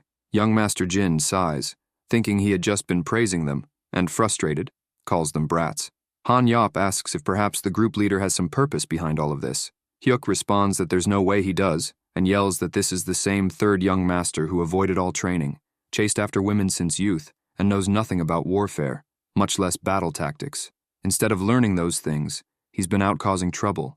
That's all he does. Moreover, the person who caused this war was the third young master. The protagonist appears behind him and says he hopes Hyuk realizes that what he's doing now is considered mutiny. Hyuk questions so what if it is, and asks what the hell he's going to do about it. With a smile, young Master Jin replies that since they're at war, he must exercise his authority as group leader and resolve this problem with 3 slaps to the face. Hyuk asks what the hell he's talking about. Quickly, he takes a slap to the face, unable to see where it came from or react in time. Young Master Jin says that was the first slap. Hyuk, furious, asks who he thinks he is. Quickly, the protagonist delivers the second slap. Hyuk insults him and charges at him in anger using a palm technique, but the young master easily dodges the attack and says, "Here comes the third slap." The group, watching this, is shocked. Hyuk ends up on the ground after the third slap. The protagonist dusts off his hands and says the break is over, ordering them to get ready to move out. Suddenly, he notices something and wonders if it's already snowing. Elsewhere, the war continues, and more lives are lost. A group kills the men, leaving only women and children. A woman, crying, begs the group leader to spare the children. The leader apologizes and says that, unfortunately, he is not a great lord. The woman insists, saying that even so, he is still human. How could he go so far with children who did nothing wrong? The group leader draws his sword, saying that in this cruel world, how could those children survive without their monsters? The woman, furious, calls him a bastard and accuses him of planning to kill everyone from the beginning. The leader asks what her final words are and says he will remember them well. Sometime later, the leader's subordinates dispose of the bodies while the deputy leader comments that it seems the wild animals will feast tonight. The leader, cleaning his sword, replies that no, they too will feast. If everything goes well, they will be able to earn 1,000 coins. He comments that it's hard to believe the day has finally come when they can hunt down the bastards of Jin from Taiyuan. He asks if the ones they just killed were the last. The deputy leader replies no. The big brother sighs and says they really know how to run, asking how many are left. The deputy leader responds that there's a warrior and 2 children, 3 in total, and mentions that they recently passed through Zhengyang and are heading to Hengshui. While they discuss, he says there's no need for the big brother to worry and asks for permission to handle them quickly. The big brother asks if the deputy leader can handle it and, as always, says he knows him well, then orders him to go and get rid of them. Elsewhere, Hyuk wakes up startled, realizing what happened. He charges at young Master Jin, insulting him, but is quickly thrown back after receiving another slap, falling unconscious again. The protagonist says that since the weather is terrible, he doubts they'll reach Zhengyang by night. Han calls young Master Jin, saying they were wondering since they have some time, and everyone around seems cheerful looking at him. The protagonist, surprised, asks what it is and if they want more training. They all nod enthusiastically. The young master gives a slight smile, calls them brats, and orders them to grab their weapons and head outside.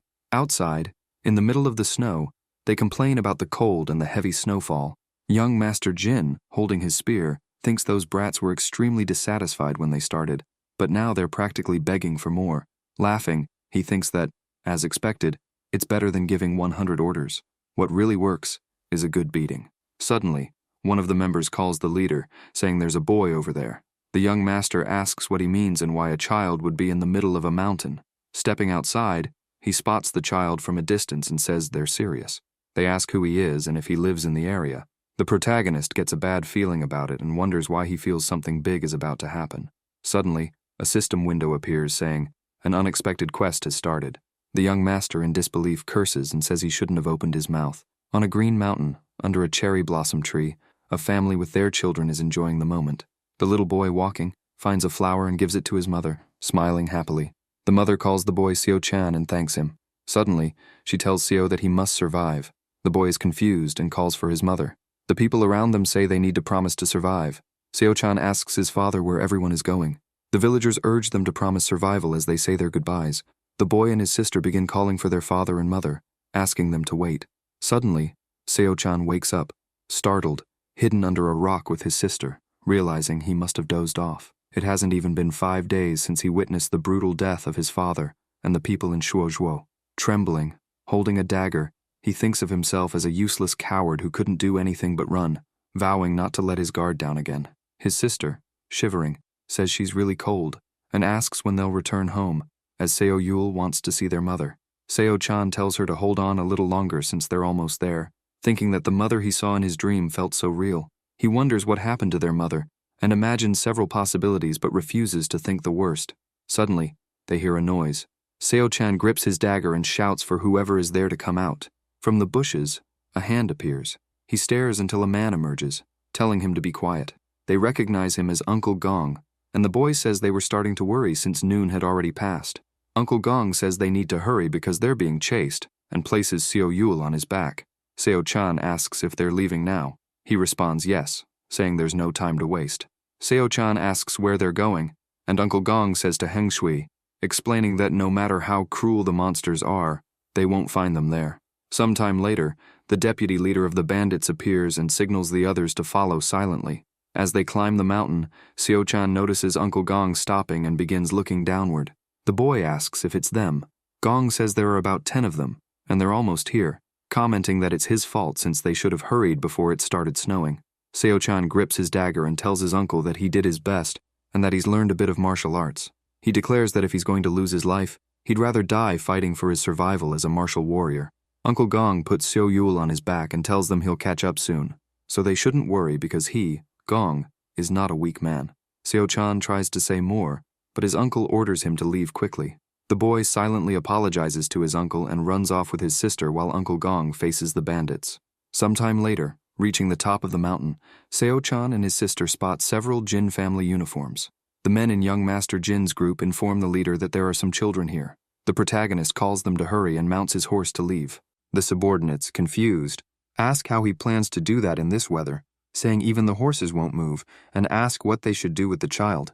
The protagonist says they should abandon the horses and walk. Some suggest it's better to leave in the morning, while another informs them that the child is approaching. The young master calls them brats and orders them to pack their things and wake Hyuk. The others, puzzled, ask why the leader is acting this way. The protagonist, alarmed, wonders why those guys look confused, as it's obvious that something is about to happen. Whenever he has that terrible feeling, it's always that sound he hears. As the others talk to the boy, one of the bandits reaches the top of the mountain. The deputy leader is surprised to see a new group. One of the men spots the bandits, and young Master Jin sees the system window, thinking he already knew this would happen. The deputy leader of the bandits shouts that they are brats from the Jin family of Taiwan. The protagonist orders everyone to spread out and prepare for battle formation. Quickly, the Jin group gets into formation.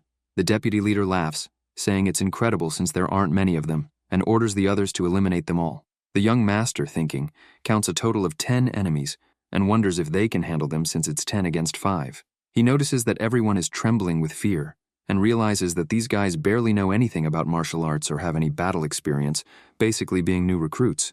He thinks that they should forgive him, but if things get bad, he'll just abandon them and run away. Using chi sense, he analyzes the situation. One of the group members, with a trembling voice, asks the young master what they should do. Meanwhile, the bandits rush toward them. The group members start shaking, saying they're coming, and call for their group leader. The protagonist steps forward and orders them to switch from an offensive to a defensive formation. The members ask what he means. Master Jin tells them not to make him repeat himself and says they need to focus on blocking the enemy's attacks. Moving to the front line and observing the bandits' level, he notes that they're all low level, so he plans to take all that XP for himself. Young Master Jin easily cuts down a bandit charging at him, leaving his men stunned. The young boy, shocked, can't believe it as the protagonist begins cutting down all the bandits one by one with ease. As he defeats them, several system notifications pop up. You gained XP. You gained 50 merit points. After taking down the last bandit, the deputy leader, shocked, stands frozen. The young master stops in front of him, using the sky-piercing technique, while the bandit leader charges at him. The protagonist hits him squarely with the technique. His group members and the boy are stunned as they witness the power of the young master's technique, which pierces through the bandit leader's chest. In his final moments, the bandit leader with a trembling voice says that the big brother will definitely find him. Suddenly, a system light envelops the young master, restoring all his fatigue, as he says he feels satisfied. At that moment, several system notifications appear. You gained a massive amount of experience. Your merit and fame have increased. Level up. Sometime later, hearing a noise, Uncle Gong opens his eyes and hears Seo-chan calling for him. When he fully opens his eyes, he sees Seo-chan and Seo-yul happily by his side. After understanding the situation, Gong says he doesn't know how he can repay such kindness, as he is deeply grateful for what the young master has done for them. The protagonist responds that there's no need for such formality, as he was just doing the right thing, though he thinks he was forced to finish that crappy quest. Gong comments that he's not only a martial artist but also humble, saying that he, Gong Ya-chung, has learned a valuable lesson. Young Master Jin replies that he was just lucky and asks what happened. Seo-chan lowers his head as Gong explains that, about 5 days ago, a messenger pigeon brought news of the war. The Shuozhuo district had already been besieged, and around 100 mercenaries hired by the Heng Mountain sword sect had massacred their structures. Thanks to the district leader and his honorable warriors, they managed to buy some time to evacuate the women and children through a secret passage. However, after discovering their escape, the enemies began to pursue them. Everyone remains silent for a moment before young Master Jin asks how many are left. Gong responds that he's not sure, but from what he heard from one of the trackers, including Joe Pill, there are still over 30 of them. The protagonist, surprised, asks over 30 of them? Gong confirms and says that's why they had to hurry and flee. Master Jin, excited, declares that they'll wait for the rest of them right there. Uncle Gong, confused, listens as the young Master Jin states that they need to eliminate all those bastards. They can't let any of them remain alive. Seo-chan shouts that he's right, and says that for monsters like them, they need to be decapitated and completely destroyed. And if he's a martial master, it should be possible. The protagonist agrees, saying he's absolutely right and that he'll seek revenge for him. The boy asks if that's true. Young Master Jin replies that a man's word is worth as much as 1,000 gold coins. Gong mentions that Joe Pill is a martial master who has reached the peak realm. The young master questions what he just said. Uncle Gong repeats that Joe Pill is one of the few martial masters in all of Shanxi who have reached the peak realm, and that's why, the moment their branch leader saw him, he accepted defeat and ordered them to escape with the people. It's also why no one has ever survived an encounter with him. Additionally, all his opponents were killed in the most brutal manner possible. Young Master Jin calls the boy and says that it's probably more important to escort him and his sister back to the main family, as he thinks he was rushing things. Besides, he's not feeling well since he suffered minor injuries in the earlier fight. The boy silently watches him, but young Jin clarifies that they're internal injuries. He then shouts to everyone that they're heading back to the main family and orders them to prepare to leave. Seo-chan calls young Master Jin. The protagonist replies that he's a bit busy right now, so whatever he has to say, he can say it later. Uncle Gong stands up and apologizes for not asking his name earlier, even after he saved their lives, saying he knows it's a bit late, but would like to know the name of their great savior. The young Master Jin was about to say his name, but remembered something and thought that all of this happened because of him. If they discovered his real name, he wondered if they wouldn't try to eliminate him. Just as he was about to give a different name, a voice shouted, calling him Jin Tae-kyung and cursing him as a damned bastard. Hyuk ran toward him, saying he would definitely finish him now. Gong was surprised to hear the name Jin Tae-kyung. The young master grew irritated and thought that now Hyuk was really screwed. He delivered an even stronger slap to him. Sometime later, as Joe Pill's group walked, they stumbled upon the bodies of their fallen comrades scattered in the snow. Seeing this, Joe Pill smiled and said it was interesting. Elsewhere in the mountains, several people on horseback were riding quickly. Peng, with a group, galloped in a hurry. Wee Peng thought about Joe Pill, known as one word, one death. If he became interested in an opponent, he would always ask a question before killing them brutally. He knew he couldn't let that monster meet the third young master. He needed to hurry and find him, so he hit the horse to speed up. He believed that if he failed, he wouldn't be able to face his lord. Joe Pill observed the site of the battle where his men had been killed. He believed it was the work of a single person, and judging by the marks, it seemed to be a spear user. They had all been defeated in an instant, especially the last strike, where the vice leader Hoik's chest had been completely destroyed. He found this amusing and wondered who it could be. A martial master from the Jin family of Taiyuan, or maybe a stranger. It doesn't matter who it was, he thought, believing that the hunt would be fun. One of the bandits came running toward him to report. Joe Pill ordered him to spit it out quickly. The bandits said they had found a group of 7 or 8 people, one of whom seemed injured, and they had abandoned their horses a day before and were heading along the mountain ridge toward Taiwan.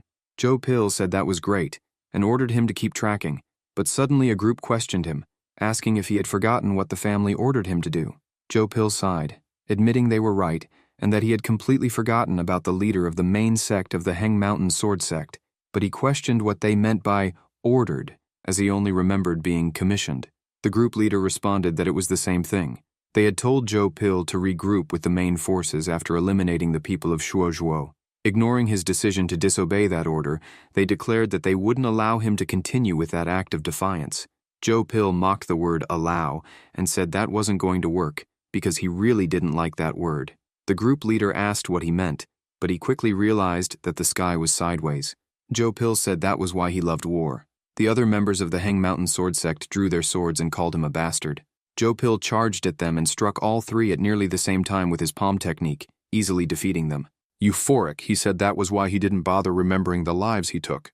He then ordered his subordinates to continue the hunt.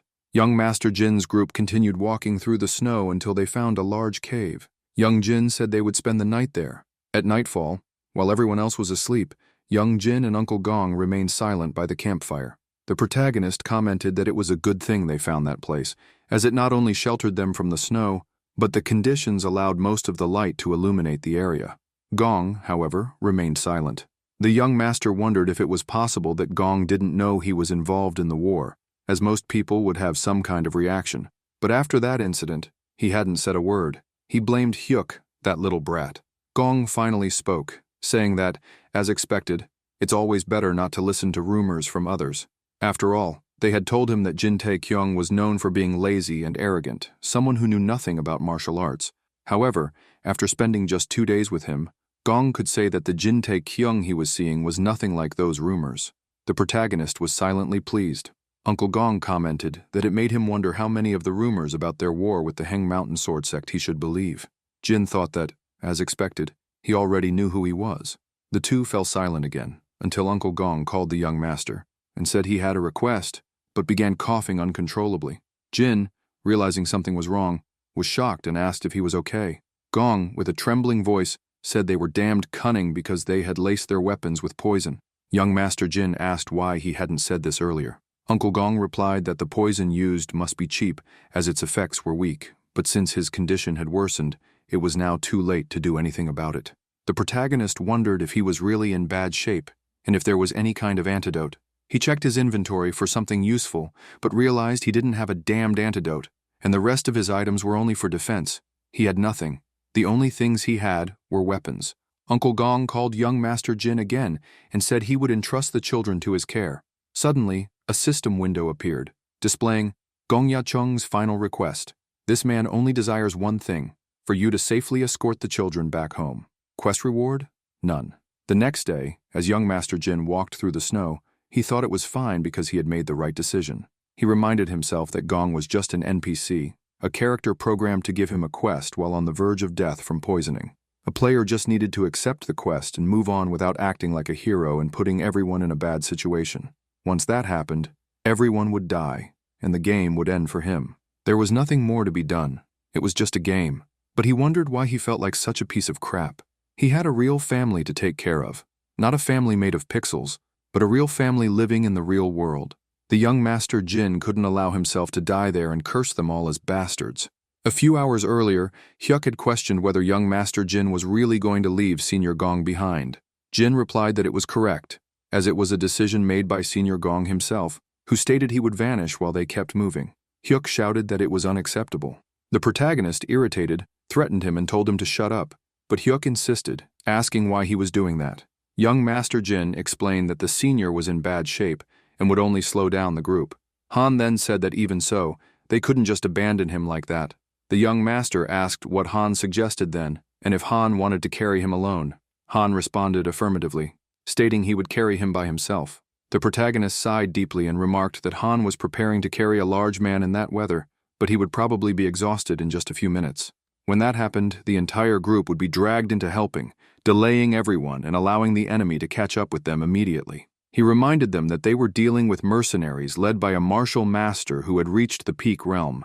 If the enemies found them in that exhausted state, he questioned if anyone really thought they could survive and demanded an answer. He then asked Hyuk if he had anything to say. Hyuk, serious, replied that he would obey the commands of the honorable group leader. Young Master Jin thought it had been a while and wondered if Gong had already left this world, believing he had probably passed on. Seo Yul called the young master and asked if he was stronger than her father. He asked if she meant her father, and the little girl confirmed. She explained that her brother had told her that the young master was really strong, but her father was super strong. Jin commented that Seo Yul missed her father. The little girl replied that she wanted to see her father, but he didn't want to see her. She explained that her older brother had said their father had sent her to play with their mother. Hearing those words, the protagonist remembered his own past and what had happened to his family, and he said he understood. Looking at the little boy, he thought it would be fine if someone needed to carry him, but he was a stubborn kid. As the young master walked, he stopped for a moment and said, "Damn it, what a shitty game they made." He lifted Seo Yul off his back, handed her to a group member, and ran off. Seo-chan asked where the young master was going. The group members were surprised as the young master sprinted quickly back along the path. He reached the spot where Han was carrying Senior Gong and called out Han's name. Han, exhausted, asked what it was. The protagonist, thinking that he no longer understood anything, told Han to take his hand, saying he would help. At nightfall, elsewhere, a hooded figure asked how things were progressing. A silhouette in the dark responded softly that everything was going well and asked about the endgame. The hooded figure said that Joe Pill was causing trouble and stirring up chaos on his own, but it was under control. The seated man commented, "One word, one death, Joe Pill. He's quite the handful." The hooded figure mentioned that the fool of a young master was currently being manipulated by that man, which wasn't part of the plan but had turned out better than expected. The man stated that the younger brother, whom the head of the minor family cherished so much, would go mad once he witnessed his life. When that happened, there would be a massacre in the Shaanxi province. The hooded figure commented that he had almost forgotten. It seemed the lower district sect was also involved in that war. The man questioned why they were involved. The hooded figure explained that the new branch leader had a keen nose, but there was nothing to fear. Once the incident was resolved, they would deal with her too. The man warned him to be careful because, no matter how vast the sky might be, as soon as he let his guard down, something could happen. Suddenly he felt a chill as the hooded figure told him to choose his words more carefully. The silhouette realized the mistake and apologized. The hooded figure concluded that they would end things there, and when problems arose, he would visit again. With that, he disappeared from the room. The man thought that they were ghostly figures with unknown identities. He walked to the window under the moonlight and reflected on how long he had endured and persisted. Soon, everything would finally be under his control. This man was the senior elder who had been scheming in the shadows. Later, near a rock, as they rested, Gong was in critical condition. The young master said they were almost there and urged him to hang on a little longer, thinking that they had no more time to waste and really needed to hurry and get out of there. He announced it was time to move, and Hyuk shouted for everyone to get up and prepare to leave. The young master, confused, called for Seo Yul, but Hyuk told the girl to climb onto his shoulders. The protagonist, not understanding, wondered what the hell Hyuk was doing and why he was suddenly acting this way, but he quickly decided it didn't matter. Suddenly, they all noticed something and were startled as they began hearing various noises from the forest. A howl echoed, and young Master Jin, alarmed, wondered if the enemies had already caught up to them. He stared into the forest until a wolf's eye appeared, revealing a wolf pack. Jin took a deep breath and commented that he had thought it was them. With his spear in hand, he remarked that it had scared him for nothing. Even being led by a martial master at the Peak Realm, there was no way the enemies could have caught up that quickly. He thought his senses must be deteriorating since it had been a while since his last incursion, and ordered the group members to get into formation, as they didn't want the children to get hurt. He wondered how much XP the wolves would yield, and said it was best to hurry and finish them off quickly. The wolf pack charged toward them, but the wolf leader sensed something and started running in a different direction, leaving everyone confused. The group members asked why the wolves had left, while the protagonist, excited, thought it was like one of those legendary abilities in manga, where someone could instill fear or knock out an enemy just with the pressure of chi. He doesn't understand how he suddenly managed to do that, but he remembers that if this is a game, anything is possible. Excited by the system notification, he thinks it must be the unlocking of a new ability or an incredible quest. But when he sees the quest named One Word, One Death, Joe Pill, he is stunned. Shocked by the final description, he reads, "You have no choice but to accept this quest. The quest will be forcibly accepted." Still in disbelief, he wonders what kind of crap this is and what exactly is written there. As he realizes it, he quickly looks to the side, surprised, and sees someone. Trembling, someone calls him Joe Pill. Joe Pill speaks, saying they finally met. The group members are shocked, while the little boy shows concern. The protagonist stands on guard as Joe Pill says it's a pleasure to meet him. Feeling the enormous pressure, young Master Jin realizes that the wolves weren't avoiding him, but fleeing from that man. Joe Pill comments that there's no need for him to be on guard, as he only wants to have a conversation. The young master steps back and orders him not to come any closer. Joe Pill says that Jin has piqued his curiosity. The protagonist tells him to cut the nonsense and states that he knows Joe Pill is stalling for time until the rest of his men arrive. Joe Pill laughs and asks if he really thinks he would waste time on weaklings like them. Young Master Jin questions what he means. Joe Pill tells him not to worry, as his men are slow and would take at least an hour to get there. But by then, everything will already be over. The young Master Jin thinks Joe Pill is a damned lunatic and realizes that Pill isn't even considering the possibility of losing to them. Joe Pill calls Jin Jr. and says he holds no grudge against him. In fact, he's quite interested, and if Jin can answer a few of his questions, he might let him go. The protagonist questions if he'll really let him go, and Pill promises that he will let him leave unharmed. The young master asks if it's true, and Joe Pill swears on his life and asks if that's convincing enough. Jin says it's fine and agrees to go along with it. Pill praises his decision and comments that, at least, Jin knows how to use his head. Joe Pill laughs loudly and says the story is absurd but amusing. The third young master of the Jin family, known by all as a troublemaker, managed to reach such a stage of the realm without a master and at such a young age. The protagonist responds that he's only telling the truth. Joe Pill laughs again and says he likes that, assuring Jin that he will keep his promise. Jin wonders if Pill really plans to keep his word. Pill admits that, to be honest, he really wanted to kill him at first. But now, after talking, what he wants most is to keep watching him, especially in times like these. The young Master Jin asks what he means by times like these. Joe Pill responds that Jin doesn't know yet, but he will find out as soon as he returns home. He hopes that the next time they meet, Jin will have further developed his strength. The protagonist recalls the saying that it's possible to survive even in a tiger's den if you stay focused. But who would have imagined that Joe Pill's peculiar personality would become his escape route? Slowly backing away, Jin orders the others to move, thinking that before Pill changes his mind, they need to hurry and get out of there. As they start to retreat, Joe Pill calls out to the young junior and says he's confused about something because the only person he allowed to leave was Jin, and no one else. He tells them to leave the rest of the trash behind, asking if the young junior doesn't think he's entitled to request payment for the 2 days he spent chasing them. The young master asks what he means, and as he looks around at everyone, he remembers his family in the other world. Pill says that if he refuses, Pill will be very disappointed. The protagonist, deep in thought, with an irritated face, responds that Pill can go ahead and be disappointed and insults him, calling him a piece of crap. Joe Pill bursts into laughter and asks if he should try, then quickly charges at young Master Jin, slashing with his sword. The protagonist blocks the attack, but the force sends him flying back, crashing into his group's members. Frightened, they ask if their leader is okay. Master Jin, surprised, thinks that even though he blocked it, he still took damage. Disappointed, Pill comments that he expected more and asks if that's all Jin can do. The young master wonders, if he hadn't trained his skills before, would he have been able to block that attack? Even during his days as a hunter, he'd never been hit with that level of force. He sighs, realizing he may have chosen the wrong opponent this time and could even lose his life. Joe Pill stays silent for a moment, then sighs deeply, saying that Jin is scared. The protagonist questions what he means by that and why he would be scared. But then, noticing his arms trembling, he falls silent. Pill remarks that with a heart like that, Jin won't survive in a violent world like Murim, and suggests he might need to boost his strength. Jin questions what Pill means, and Joe Pill explains that rage must always surpass fear. Suddenly, he throws several daggers toward the group's members.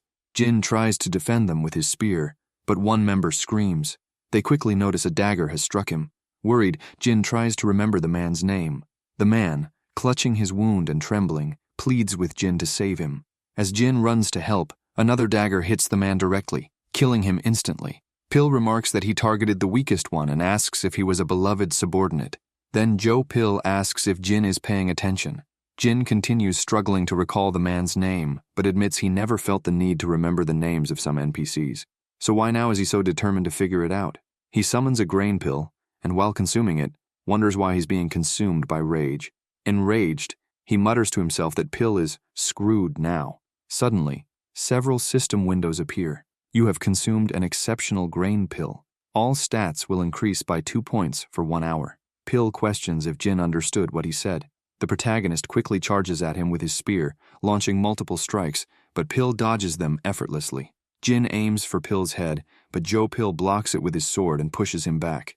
Pill thinks that if Jin's skills are at this level in his early 20s, he may be a natural talent when it comes to intuition and battle sense.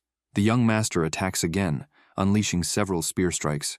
Joe Pill dodges them while reflecting that the Jin family of Taiwan produced an interesting bastard. No wonder Hauk, lacking any foundational skills, died instantly. Lost in thought, Pill notices something different and quickly dodges Jin's strike, which ends up cutting his scarf. The protagonist curses, realizing how close he was to ending the fight. Hearing the word end, Pill grows irritated and remarks that he had planned to go easy, but this brat dares to say such things and reminds him that his opponent is none other than Joe Pill, known as one word, one death. Pill begins exuding chi and tells Jin to prepare himself. Suddenly, a system notification pops up. Joe Pill, level unknown, has activated frenzy. His strength and skills have increased significantly. Jin, in disbelief, wonders if that bastard is getting even stronger. Pill charges at him with his sword, launching a series of powerful strikes. Jin manages to block but is sent crashing into a rock, thinking Pill is no longer in a normal mental state and questioning if he's gone insane. His strikes are much wider and stronger than before. But why can't Jin find an opening? What should he do? Suddenly, he notices something and signals his group members to stay back. Meanwhile, Joe Pill charges at him again. Jin jumps to the side, dodging Pill's sword strike, which causes a loud impact. The protagonist curses internally, thinking these lunatics shouldn't interfere. Han and Hyuk, moving quietly through the snow, believe they don't need to worry. They'll provide backup. Jin realizes his victor title effect is about to wear off, and even with it, he's already struggling. Without the title, it would be impossible. Victor. During one-on-one combat, all battle-related stats increase by 10. He concludes he can't rely on it much longer, and decides to give it his all before it ends. Pill delivers a powerful sword strike. Jin blocks but feels the overwhelming pressure. Meanwhile, Hyuk and Han attack Joe Pill from behind. However, Pill senses the attack, swiftly turns, and cuts through their weapons with just his hands, calling them insects.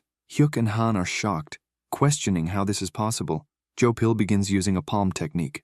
The protagonist spots an opening and jumps back as Pill strikes both men with a powerful wind palm, pushing them away. Taking advantage of the opening, Jin uses the sky-piercing technique and tries to strike Pill from behind. However, Joe Pill laughs and swiftly dodges, counter-attacking and hitting Jin's ribs. The young master staggers back, clutching his wound, wondering what just happened. He can't understand how Pill managed that counterattack. Fortunately, the blow wasn't fatal, as Jin managed to tilt his body at the last second. While lost in thought, he notices Pill approaching again, forcing him to defend against more ferocious strikes. Pill uses a strange sword technique and slashes Jin in 3 places simultaneously. Joe Pill, smiling, remarks that Jin still hasn't let go of his weapon. Shocked, Jin mutters a curse, and Pill responds that he deserves applause. The protagonist notices something odd. Joe Pill is using a palm technique engulfed in flames. Upon seeing that, Jin is surprised but quickly feels the impact of the technique before he can react, being thrown into the middle of the forest. The young master lands near a tree and starts vomiting, overwhelmed by intense pain. He thinks it's insanely hot and wonders what just hit him, unable to gather his strength. As he struggles to recover, Joe Pill slowly begins walking toward him. Seeing Pill approach, Jin leans on his spear and thinks he has to get up. Pill remarks that he's impressed Jin can still stand after taking the Grade 5 Master technique, Divine Fire Palm, and says he has potential. Barely able to stand, Jin raises his spear toward him. Pill sighs, grabs the spear with his flaming palm, and breaks its tip, commenting that Jin really doesn't know when to give up. In his current state, Jin won't be able to even touch him. Exhausted, the protagonist tells Pill to screw himself, and dropping the spear, charges at him. He thinks that now, by closing the distance, this will be his last chance. He gathers as much chi as possible to strike a vital point. If he can do that, he might turn the tide of the battle. Suddenly, pain overtakes him, and he begins vomiting again, collapsing to the ground and wondering what the hell is happening. Joe Pill laughs and mocks him, asking if Jin doesn't know the consequences of circulating blocked chi under the effects of the Divine Fire Palm. He explains that the chi Jin is trying to circulate has nowhere to go, causing internal damage. The chi can misfire or even kill him. Pill comments that Jin should be glad the damage wasn't worse and says he'll die either way, so it's better to just accept it. Lying on the ground, Jin wonders if this is the end for him. It can't be. After all, he survived thousands of battles over the past 7 years, but now he's about to die in a fight within a game. Then he thinks, yes, this is just a game. Joe Pill, reactivating the Divine Fire Palm, bids farewell, saying, Goodbye, Junior. Thinking quickly, Jin asks him to wait a second and desperately prays for someone to save him. Suddenly, a voice interrupts, calling Pill a piece of trash and ordering him to step away from their leader. Annoyed, Pill changes his mind and decides he'll need to take care of the group first. With a trembling voice, Jin calls him an idiot. Pill asks what he just said, but Jin, barely able to speak, starts whispering. Pill demands to know what he's saying, taunting him for not being able to talk properly. Suddenly, Jin shouts that he's been fighting like an idiot this whole time and equips the dagger from his inventory. Sensing something is off, Pill tries to react, but it's too late. Jin quickly slashes his heel with the dagger. Pill loses his balance and falls into the snow. Seizing the opportunity, Jin lunges at him, clenching his teeth to avoid vomiting again as he stabs Pill's leg repeatedly, equipping and unequipping the dagger using the system. Pill grabs Jin's hand, insults him, and twists his arm, saying he had hidden a weapon. He then delivers a punch that sends Jin crashing into a tree. Pill gets up, picks up the dagger, and remarks that he can't believe he fell for such a pathetic trick. Meanwhile, Jin, gasping for breath, tries to pull himself together. Pill, looking at him, notices that Jin is still trying to move his arm and calls him a persistent bastard, telling him to send his regards to the god of the underworld. Suddenly, other group members appear, calling out for their leader. Pill, with the divine fire palm activated in both hands, charges in to deliver the final blow. Gasping for breath, Jin can only watch, unable to react. However, just as Pill's attack is about to land, its power diminishes abruptly, reducing the impact against the tree. Jin starts vomiting again while Pill, trembling, backs away. Injured and with a shaky voice, Pill asks what Jin did. The group members witnessing the scene say this can't be real. Pill, with swollen veins, still dazed, mutters that he was sure Jin's hands were clean. The protagonist explains that he was waiting for Pill to push his chi to its peak. With a dagger stuck in Pill's stomach, Jin remarks that he blocked and diverted the chi, just as Pill had explained earlier, and asks if he's right, calling him a piece of trash. Pill, enraged, throws the dagger away and screams that it's impossible. He can't believe a mere brat managed to do this to him, Pill. One word, one death. He tries to activate his chi again but ends up vomiting and writhing in pain on the ground, refusing to accept it. Jin, leaning against the tree, thinks it's finally over. Pill shouldn't be able to attack him in this state. He realizes he has no strength left and wonders why the others aren't hurrying to help him. Suddenly, Pill, standing beside him, furious, declares that he is the 19th successor of the divine fire palm, Pill. One word, one death, and that he will never lose to someone like Jin. Pill screams and begins exuding a powerful energy. Jin wonders what's happening now, and whether he failed to divert the chi properly. As Pill's powerful energy surges, his hair starts turning white. Jin realizes Pill is burning his life force. He wonders if Pill is really willing to sacrifice his own life just to kill him. Jin grabs his spear and thinks he's out of chi. With his left arm broken, he won't be able to block the next attack. He believes he has no choice but to play his last card. Either he dies by Pill's hands or from the chi misfire. It's the only thing left to do, so he decides to consume everything. He begins absorbing the dark chi. The dark chi surges within him, and he clenches his teeth, enduring the pain. His body begins glowing with chi energy, and he feels an overwhelming surge of strength.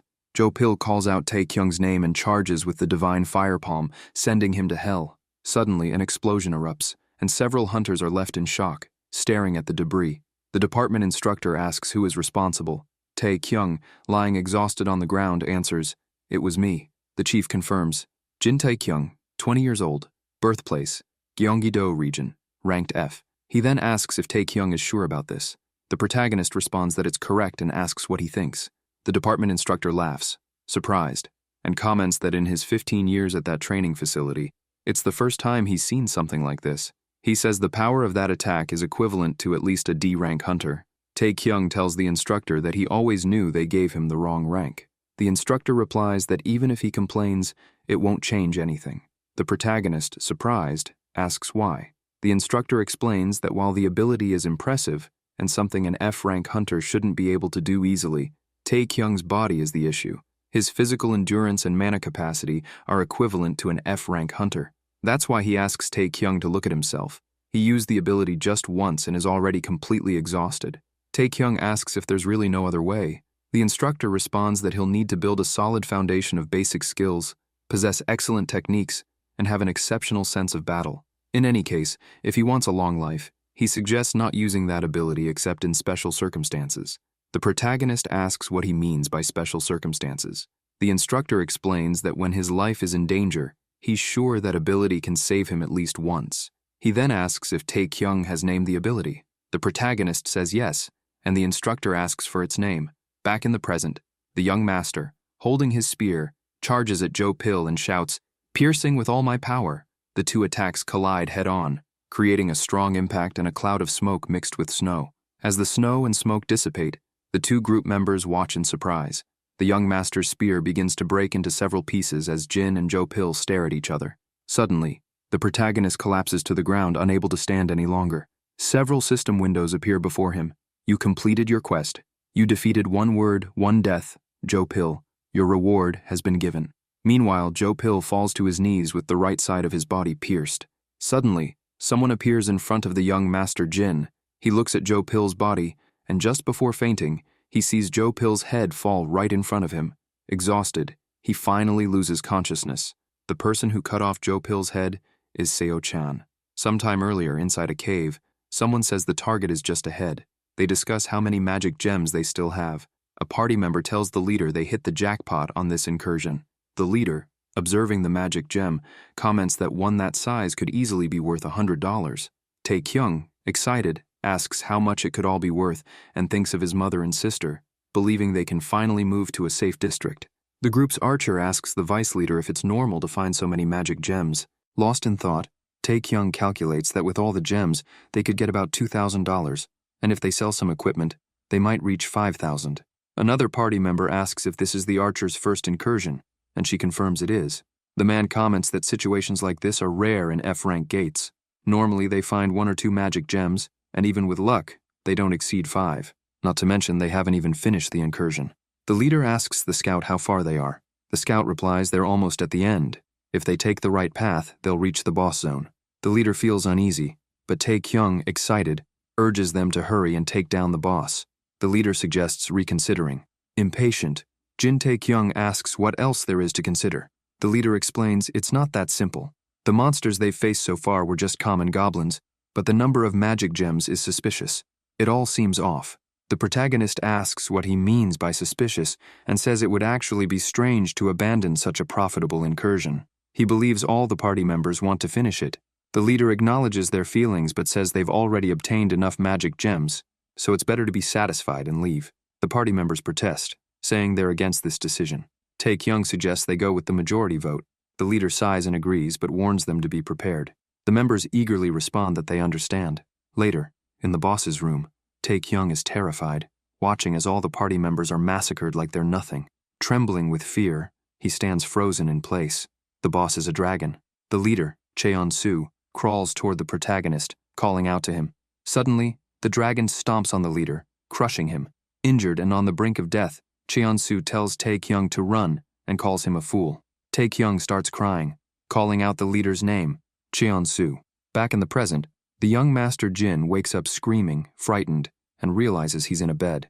Peng closes his book and comments that he's finally awake.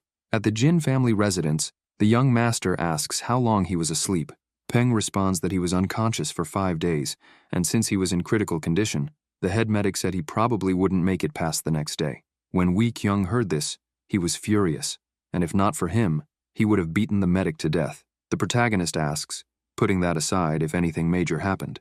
Peng replies that a lot happened. In fact, he has good news and even better news, and asks which one Jin would like to hear first. The young master asks for the good news. Peng informs him that all survivors from the Shuozuo region returned home safely. From their group, only 2 were injured, but they weren't in critical condition. The young master asks about the survivors and whether they retrieved his body. Wee Peng replies that they did and gave him a proper burial. Since he was an orphan, they didn't find any family to return his belongings to. Peng addresses the 3rd young master, saying that a martial warrior is not someone who seeks protection, but someone who fights against enemies to prove their existence, even if those enemies may be stronger and end up taking their life.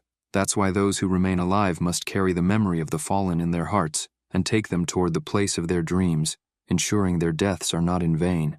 The protagonist gives a soft smile, sighs deeply and repeats, toward the place of their dreams, asking what his dream was. Wee Peng responds that his dream was to become the greatest martial warrior under the heavens.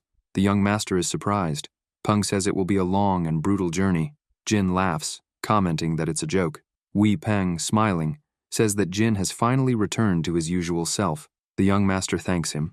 Peng then says it's time to share the even better news, and informs him that 2 days ago, a major battle took place in Hengshui. 100 elite warriors from the main family fought against 200 vanguard warriors from the Heng Mountain Sword Sect. In short, they had a crushing victory. Only 3 warriors from the Heng Mountain Sword Sect survived and managed to escape, and the same number of warriors on their side were injured. However, they weren't able to capture Li Sanguang, the leader of the minor family of the Heng Mountain Sword Sect, but they did defeat 2 martial masters at the peak realm under his command. These 2 were known as the Twin Demons of Heng Mountain. The young master Jin, surprised, asks if it was the elder who defeated them. Peng responds no, explaining that it was he and their lord who handled them. To be honest, he says, those 2 weren't much of a threat. Unfortunately, since it was a life-or-death battle, it couldn't be helped that those 2 ended up losing their lives to them. The protagonist, in disbelief, thinks that his fight against Joe Pill nearly cost him his life, but Peng just said he faced 2 martial masters at the same spiritual level as Joe Pill and simply called them not much of a threat. He concludes that Wei Peng is a true monster. Peng, sipping his tea, comments that, in any case, he's quite impressed. The young master is confused, and Wei Peng mentions, 1 word, 1 death, Joe Pill. He says words can't express how worried he was, but now he's simply amazed by what the young master did. Jin laughs and says he managed to handle it somehow, though he finds both Peng and his brother impressive. Peng remarks that, however, remembering the number of times the 3rd young master caused trouble still makes his blood boil. The protagonist is stunned as Peng continues, saying that no one expected this. The 3rd young master, the one who even stole family funds and spent them all at a brothel, the same one who stumbled drunk through the streets, constantly tarnishing the family's name and honor, has now become a reliable and respected figure. Peng admits he's very impressed, even though he hates to admit it. The young master thinks it would be better if Peng insulted him directly instead of being passive-aggressive, and calls him a bastard, commenting that he only succeeded because Joe Pill let his guard down. But he decides to drop it, knowing Peng is on a much higher level. Wei Peng responds that it wasn't just luck, it was a matter of skill. Losing because someone let their guard down or due to a secret weapon are just excuses. If something so simple were enough to defeat the infamous Joe Pill, he would never have earned the title, 1 word, 1 death. That's why, in the world of Muram, only the strongest survive. The young master Jin, excited, asks if that means he's stronger than Joe Pill. Peng asks what the hell he's saying and sighs, explaining that it's obvious Joe Pill is much stronger than him. He asks if Jin thinks a peak realm martial master is a joke. Jin was simply strong enough to defeat Joe Pill using underhanded methods. Regardless, what's certain is that the Heng Mountain Sword Sect suffered a heavy blow in that incident. The protagonist comments that, from the looks of it, they lost 3 peak realm martial masters. Peng responds that it wasn't just that and mentions that someone inflicted an even greater defeat on the sect than everything he already described. Curious, the young master Jin asks what he means by that. Suddenly, a voice says it's about justification. Wei Kyung enters the room and explains that they lost the justification to start the war since the 3rd young master of the Jin family of Taiyuan proved strong enough not to rely on dishonorable means like poison. The minor family's leader confirms it. Indeed, they've finally arrived. The young master Jin is startled as his brother rushes to embrace him. Jin shouts for him to stay away, but Wei Kyung grabs him tightly. The 3rd young master, annoyed, says he's a patient and orders his brother to let him go, thinking he wishes they'd leave him alone. Later, at dusk, amidst some trees, several tents are set up.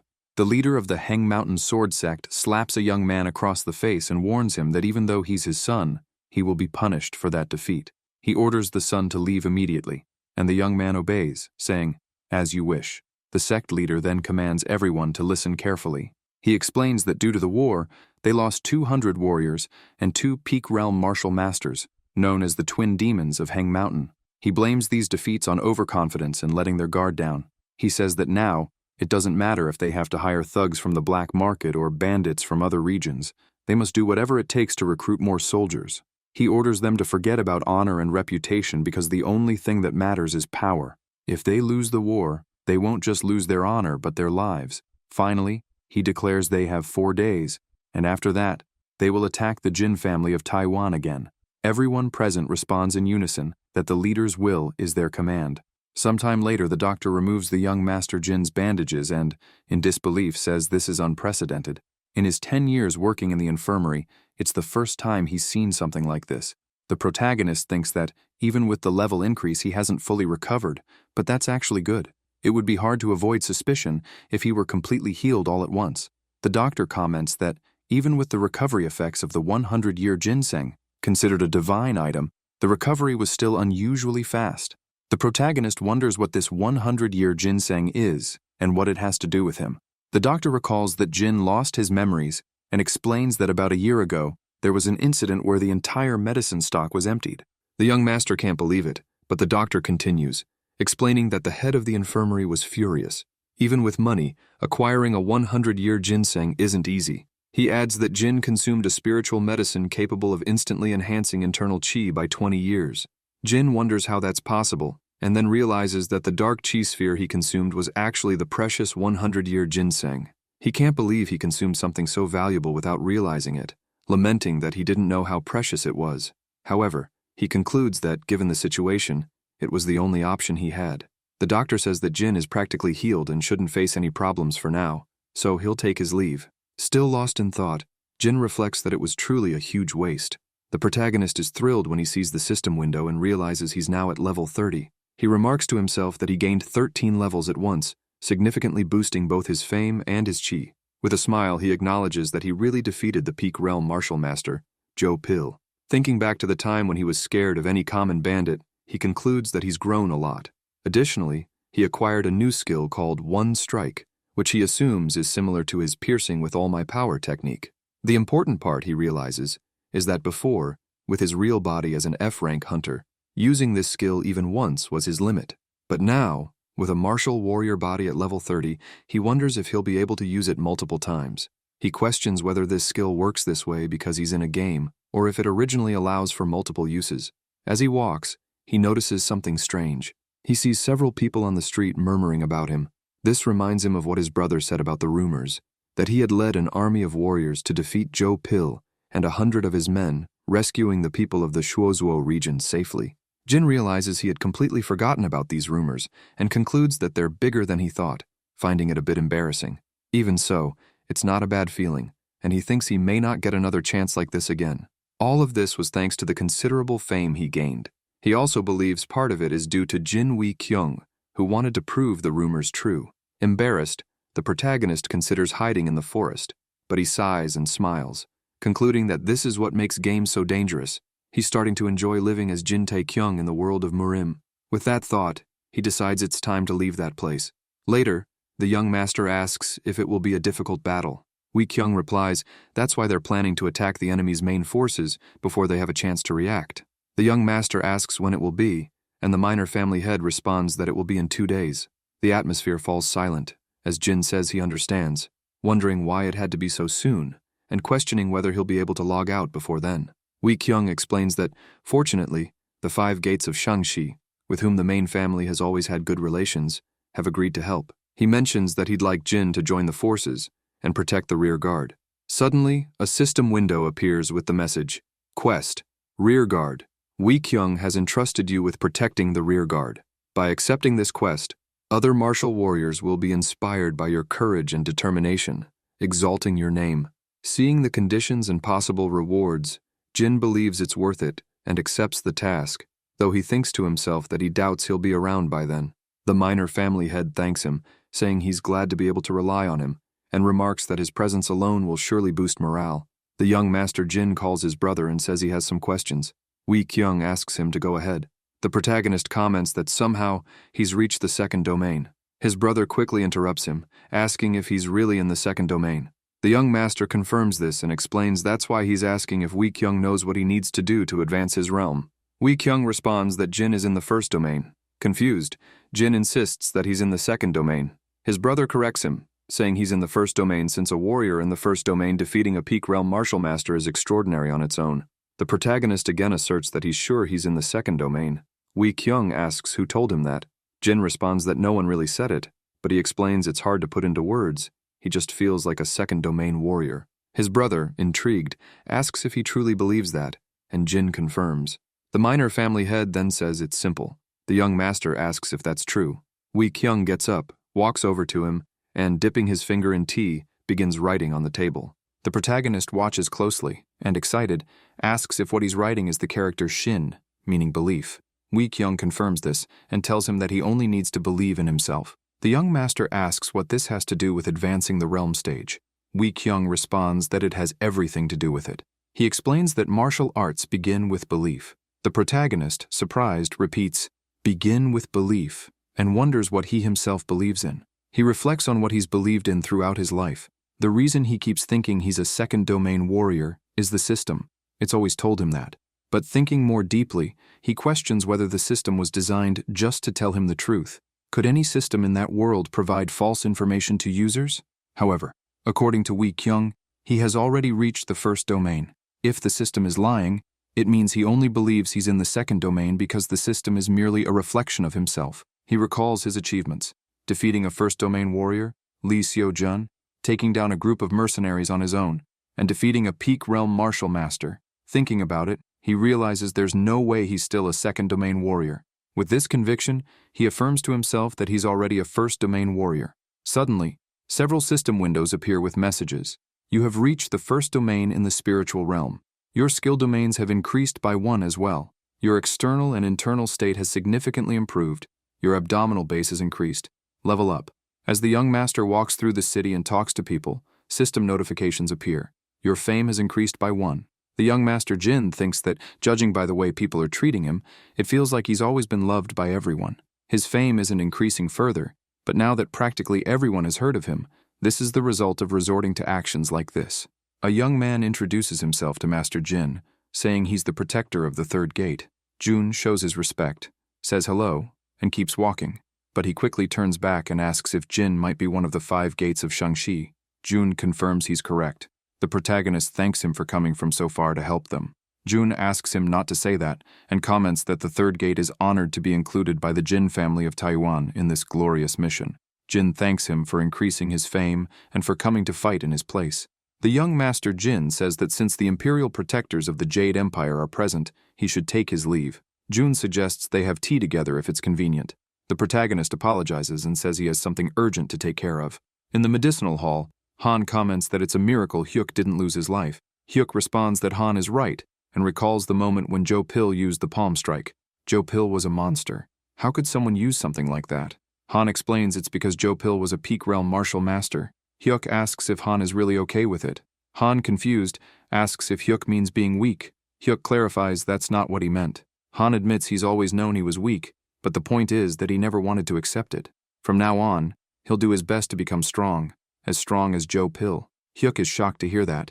Han says that when he started thinking that way, he felt much happier and realized that if he became a peak realm martial master, he could achieve much more. Hyuk, seeing the boy, realizes even he has changed, and quickly shouts that he'll be the one to reach that level first. The two laugh together. As they continue talking, the young master, standing outside the door, listens and feels relieved. He tells himself that he was curious about what those guys were talking about, but realizes they're filming their own drama there. They're in a very embarrassing situation. Jin thinks he was planning to say goodbye to them before the war started, and believes there's no reason to talk, since he's satisfied just seeing them. Suddenly, Seo Yul appears and says, "It's the Lord Savior." The young master thinks he's not a lord anymore. Uncle Gong and Seo Chan are happy to see the young master. As Seo Yul pulls him over, Jin asks how they're feeling. Gong responds that he's practically healed since he's been recovering for quite some time. Gong mentions that, in any case, he heard a major war is about to begin and hopes everything is going well in terms of preparation. The protagonist wonders if only the main forces were supposed to know about this. If someone like Gong, who spends all his time in the infirmary, knows this information, it means the entire Jin family of Taiwan is aware. He wonders if a spy from the Heng Mountain sword sect has found out, and concludes it doesn't matter since he won't be involved in it soon. Gong calls for Master Jin, who responds that everything is progressing smoothly. Gong comments that since this battle will decide the family's fate, he's sure the young master is quite worried. In any case, he's happy to have recovered the belongings he left behind. The protagonist asks if he left something behind. Suddenly, Seo-chan appears with an object wrapped in cloth. Gong explains that since the young master was unconscious, these are the items he couldn't retrieve. He says it's always proper to return things that don't belong to them, and recommends opening the package when he has the opportunity, preferably away from prying eyes. The young master wonders if there's something important inside. When he opens the package, he's surprised and says it's insane. He sees a transcendent ranked fire palm technique manual, a peak-ranked blazing flame pill, and lastly, a nameless sword. The young Master Jin complains that if the game planned to give him these amazing items, they should have done so from the start, and claims it's obvious they're trying to make him play a bit longer. Annoyed, he says he won't be fooled by this, but he admits the items are really good. If he consumes the spiritual pill and learns to use the divine fire palm, he could probably summon fire from his hands, just like Joe Pill. However, he fears he might set himself on fire. He concludes that safety is his #1 priority and that he must never forget it. The moment he starts thinking otherwise, he'll lose his life. Suddenly, 2 system notifications appear. Rumors about your feats continue to spread, and your fame has increased by 1. At dusk, a hooded figure asks if everything is under control. The senior elder responds that everything is practically done since he's already positioned their forces. The hooded figure warns him not to let his guard down, because if the minor family's head finds out about their plans, things will get complicated. The elder assures him there's no need to worry since everything has been completed. He thinks that the great day when the 2 great families of the Shaanxi province collide has finally arrived. Everything will end, and a new era will begin. He believes he will become the head of the Jin family of Taiyuan, unify the Shaanxi province, and become its sovereign. The next morning, the drums begin to sound. The young master, upon checking the status window, realizes that in order to log out, he needs to reach 500 fame, but he's still short, having only reached 475. Another system window announces that everyone in the Jin family of Taiyuan is aware of the rumors about him. Shocked, he curses and thinks that at this rate, he'll inevitably be participating in that war. If you enjoyed this video, subscribe to the channel, hit the bell icon, and like the video. Thank you.